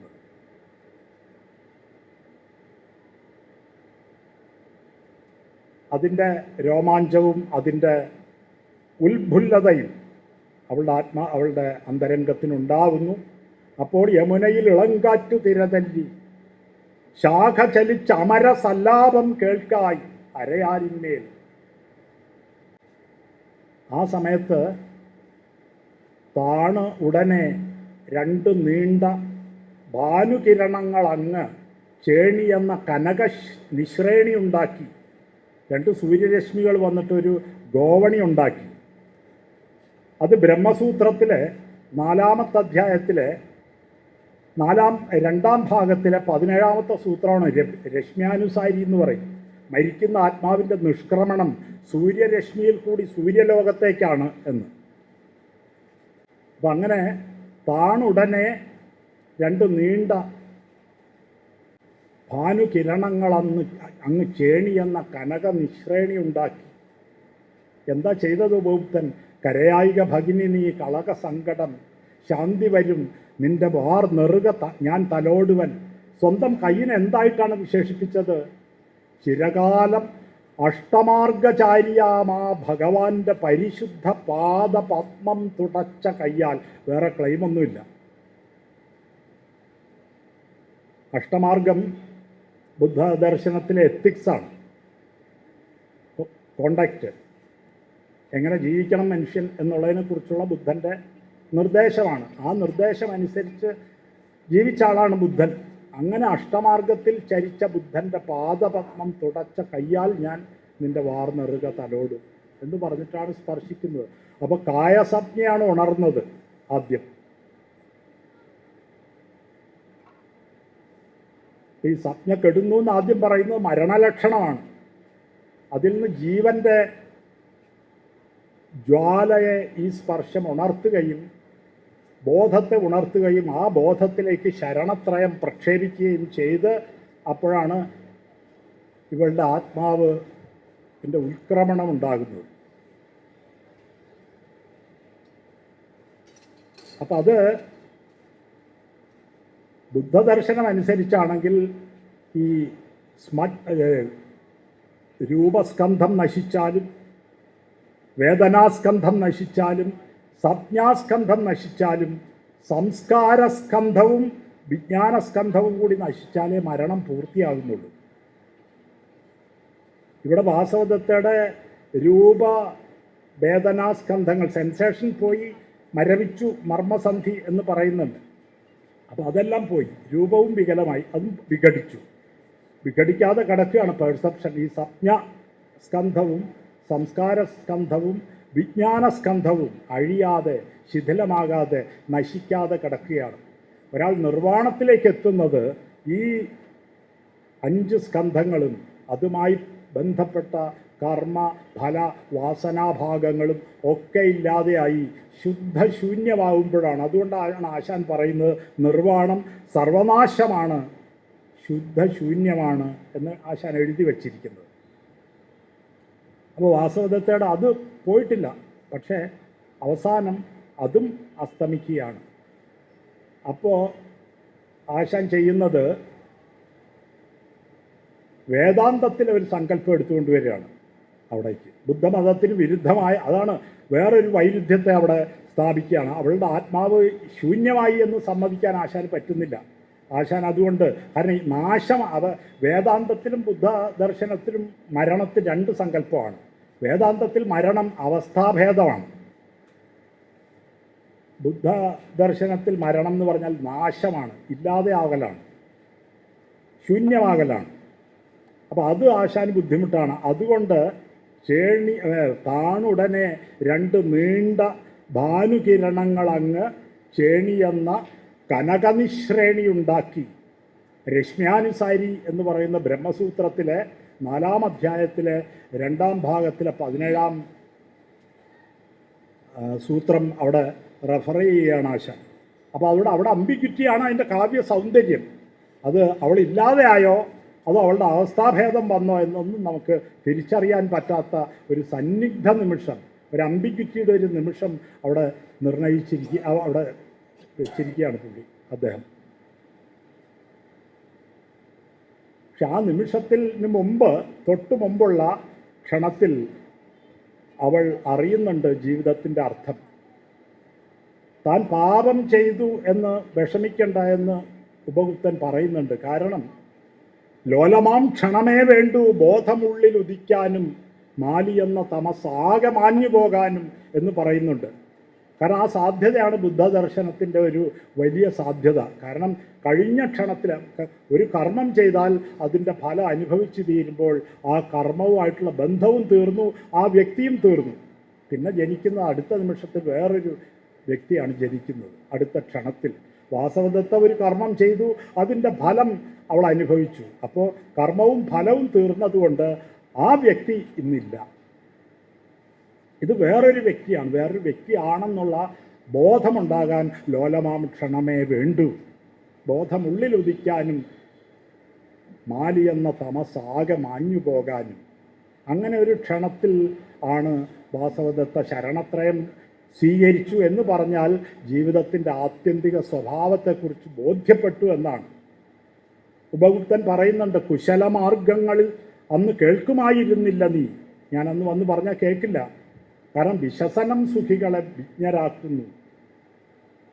ആ ദുഃഖമാണ്, ആ നഷ്ടപ്പെട്ട വിഘടിക്കപ്പെട്ട രൂപസ്കന്ധത്തെക്കുറിച്ചുള്ള ജ്ഞാനമാണ് ഇപ്പോൾ അവൾക്കുള്ളത്. ഇതിനാൽ അറിഞ്ഞില്ലേ നീ വിഭവത്തിൻ ചലത്വവും രതിസമാന രൂപത്തിൻ റിക്തതയും നീ. രതിസമാനമായ രൂപം ശൂന്യമാണെന്ന്. ഈ പ്രപഞ്ചത്തിലെ സുഖഭോഗങ്ങളെല്ലാം ഡോക്ടർ ഫൗസ്റ്റസ് ഹെലന്റെ പ്രേതത്തെ ഭോഗിച്ചതുപോലെയാണെന്ന്. ഒന്നുമില്ല, അയഥാർത്ഥമാണ്. ഡോക്ടർ ഫൗസ്റ്റസിന് ആത്മാവ് എന്നേക്കുമായിട്ട് നഷ്ടപ്പെടുന്നത് ഹെലനെ ചുംബിക്കുന്ന നിമിഷത്തിലാണ്. ഹെലൻ പ്രേതമാണ്, പ്രതീതിയാണ്. പ്രതീതി എന്ന് പറഞ്ഞാൽ ആധാരമില്ലാത്ത അനുഭവം എന്നാണ്. പ്രപഞ്ചം പ്രതീതിയാണ് എന്നാണ് ബുദ്ധദർശനത്തിൻ്റെ ഉപദർശനം. ആധാരമില്ലാത്തതാണെന്നാണ്. അപ്പോൾ അത് ഇപ്പോൾ മനസ്സിലായില്ലേ? രതി സമാന രൂപത്തിൽ റിക്തതയും നീ. അതിൽ ശൂന്യം, അതിൽ ഉള്ളു പൊള്ളയാണ്, സത്തയില്ല. അത് മനസ്സിലായില്ലേ? ഇപ്പോൾ ഉപദേശത്തിന് പാത്രമാണ്. ഇപ്പോൾ പറഞ്ഞാൽ മനസ്സിലാവും കാര്യം. അതുകൊണ്ട് ശരണത്രയം കൊടുത്തു അദ്ദേഹം. അപ്പോൾ അവളുടെ അവസ്ഥയെക്കുറിച്ച് പറയുന്നത് വേദാന്തികളുടെ ഒരു പ്രതിബിംബവാദത്തെ സൂചിപ്പിച്ചുകൊണ്ടാണ്. ക്ഷണത്തിൽ അവൾ ശുദ്ധി തേടിയിടും, ക്ഷണത്തിൽ ചെന്ന് ഞെരുങ്ങി പ്രപഞ്ചം നിന്നഹോ ഹിമകണത്തിൽ ബിംബിച്ചു കാണും കാനനം പോലെ എന്നാണ്. അതും ഇതുപോലെ വിശ്വോത്തരമായൊരു ഉപമയാണ്. പക്ഷെ അത് മുമ്പും ഉപയോഗിച്ചിട്ടുണ്ട്. ഗൗഡപാദരും പലരും ഉപയോഗിച്ചിട്ടുണ്ട്. അത് ക്ഷണത്തിൽ ചെന്ന് ഞെരുങ്ങി പ്രപഞ്ചം നിന്നഹോ ഹിമകണത്തിൽ ബിംബിച്ചു കാണും കാനനം പോലെ. ആ ഒരു ക്ഷണം മാത്രമേ ഉള്ളൂ. നൗ അത് മാത്രമേ ഉള്ളൂ യാഥാർത്ഥ്യം. സ്വലക്ഷണ അതാണ് ഈ പ്രപഞ്ചം.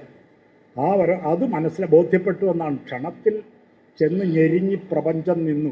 ഈ പ്രപഞ്ചം ജീവിതം ഭാവി ഭൂതം ഒന്നുമല്ല, വർത്തമാനം മാത്രമാണ്. നൗ ഇപ്പോൾ മൈൻഡ്ഫുള്ളായി അവൾ ആ ക്ഷണത്തിൽ ചെന്ന് ഞെരുങ്ങി പ്രപഞ്ചം നിന്നു.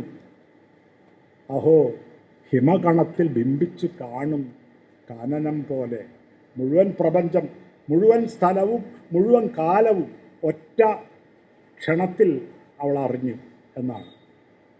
അതിൻ്റെ രഹസ്യം അവൾ അറിയുകയും അവൾ മോക്ഷമാണോ നിർവ്വാണമാണോ എന്ന് ലഭിച്ചതെന്ന് ആശാന് തീർച്ചയില്ലാത്തത് കൊണ്ട് രണ്ട് വേണമെങ്കിലും ധരിക്കാം എന്ന മട്ടിൽ ഒരു അംബിഗ്വിറ്റി സൃഷ്ടിച്ചു. അംബിഗ്വിറ്റിയുടെ ഒരു വലിയ സൗന്ദര്യ നിമിഷം സൃഷ്ടിച്ചുകൊണ്ട് ആ സ്വപ്നം അങ്ങ് പൊലിഞ്ഞു പോവുകയാണ്.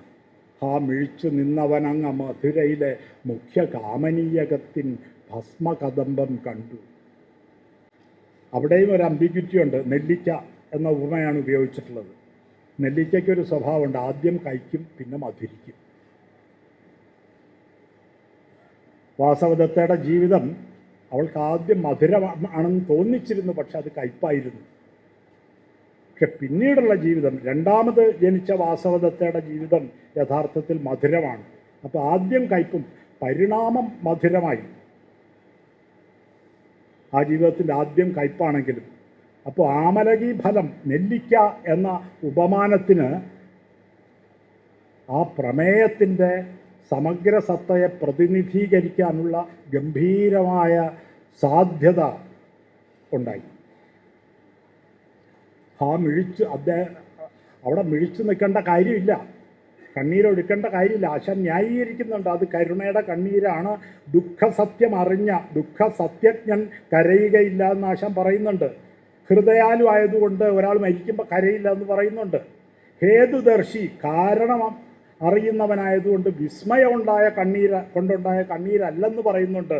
കരുണയുടെ കയത്തിലെ മുക്താഫലത്തിൻ്റെ ആണെന്ന് ആശാൻ വിശദീകരിക്കുന്നുണ്ട്. പക്ഷേ വായനക്കാർ അങ്ങനെ കവി പറയുന്നതൊന്നും വിശ്വസിക്കില്ല. അത് സന്ദേഹിയായ ആശാൻ്റെ സന്ദേഹത്തിൽ നിന്നുണ്ടാകുന്ന, സംഘർഷത്തിൽ നിന്നുണ്ടാകുന്ന പ്രതികരണമാണ്. ആ രണ്ട് സ്വഭാവം കാണിക്കുന്ന നെല്ലിക്കയുടെ അത്രയും, ആ കയ്പും മധുരവും ഒരുമിച്ച് കാണിക്കുന്ന ഒരേ സമയം ഒരു പ്രതിഭാസത്തിൻ്റെ മേൽ ഘടകവിരുദ്ധമായ രണ്ട് സ്വഭാവം ആരോപിച്ചാൽ ആ പ്രതിഭാസത്തിൻ്റെ സ്വഭാവ നിർണയം സാധ്യമല്ല. അതുകൊണ്ട് ജീവിതം ഉണ്മയാണോ ശൂന്യതയാണോ എന്ന് സ്വഭാവ നിർണയം നടത്താൻ കഴിയില്ല എന്ന സന്ദേഹത്തിൻ്റെ പ്രതീകമായിട്ട് ആമലകി ഫലം മാറുന്നു. അത് ആ നെല്ലിക്കയ്ക്ക് കയ്പാണോ മധുരമാണോ എന്ന് പറയാൻ പറ്റില്ല. ആദ്യം കയ്പും പിന്നെ മധുരിക്കും.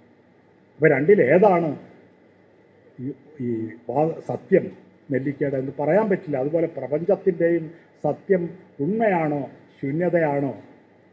രൂപസ്കന്ധവും വേദനാസ്കന്ധവും സംജ്ഞാസ്കന്ധവും സംസ്കാരസ്കന്ധവും വിജ്ഞാനസ്കന്ധവും വേർപെട്ട് എല്ലാം ഇല്ലാതായി വാസവദത്ത ശുദ്ധശൂന്യാവുകയാണോ ചെയ്തത്? അതല്ലെങ്കിൽ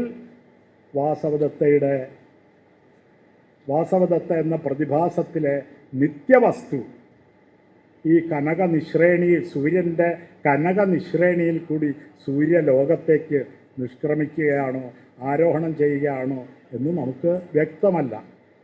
നമ്മുടെ ആ സന്ദേഹത്തിൻ്റെ കൂടി പ്രതീകമാകുന്നു ആമലകീ ഫലം. ആ കണ്ണുനീര് വീണ്ടും ആശാൻ തന്നെ ആശാനോട് പറയുന്നു, സാധ്യം എന്ത് കണ്ണീരിനാൽ അവനി വാഴ്വ് കിനാവ് കഷ്ടം.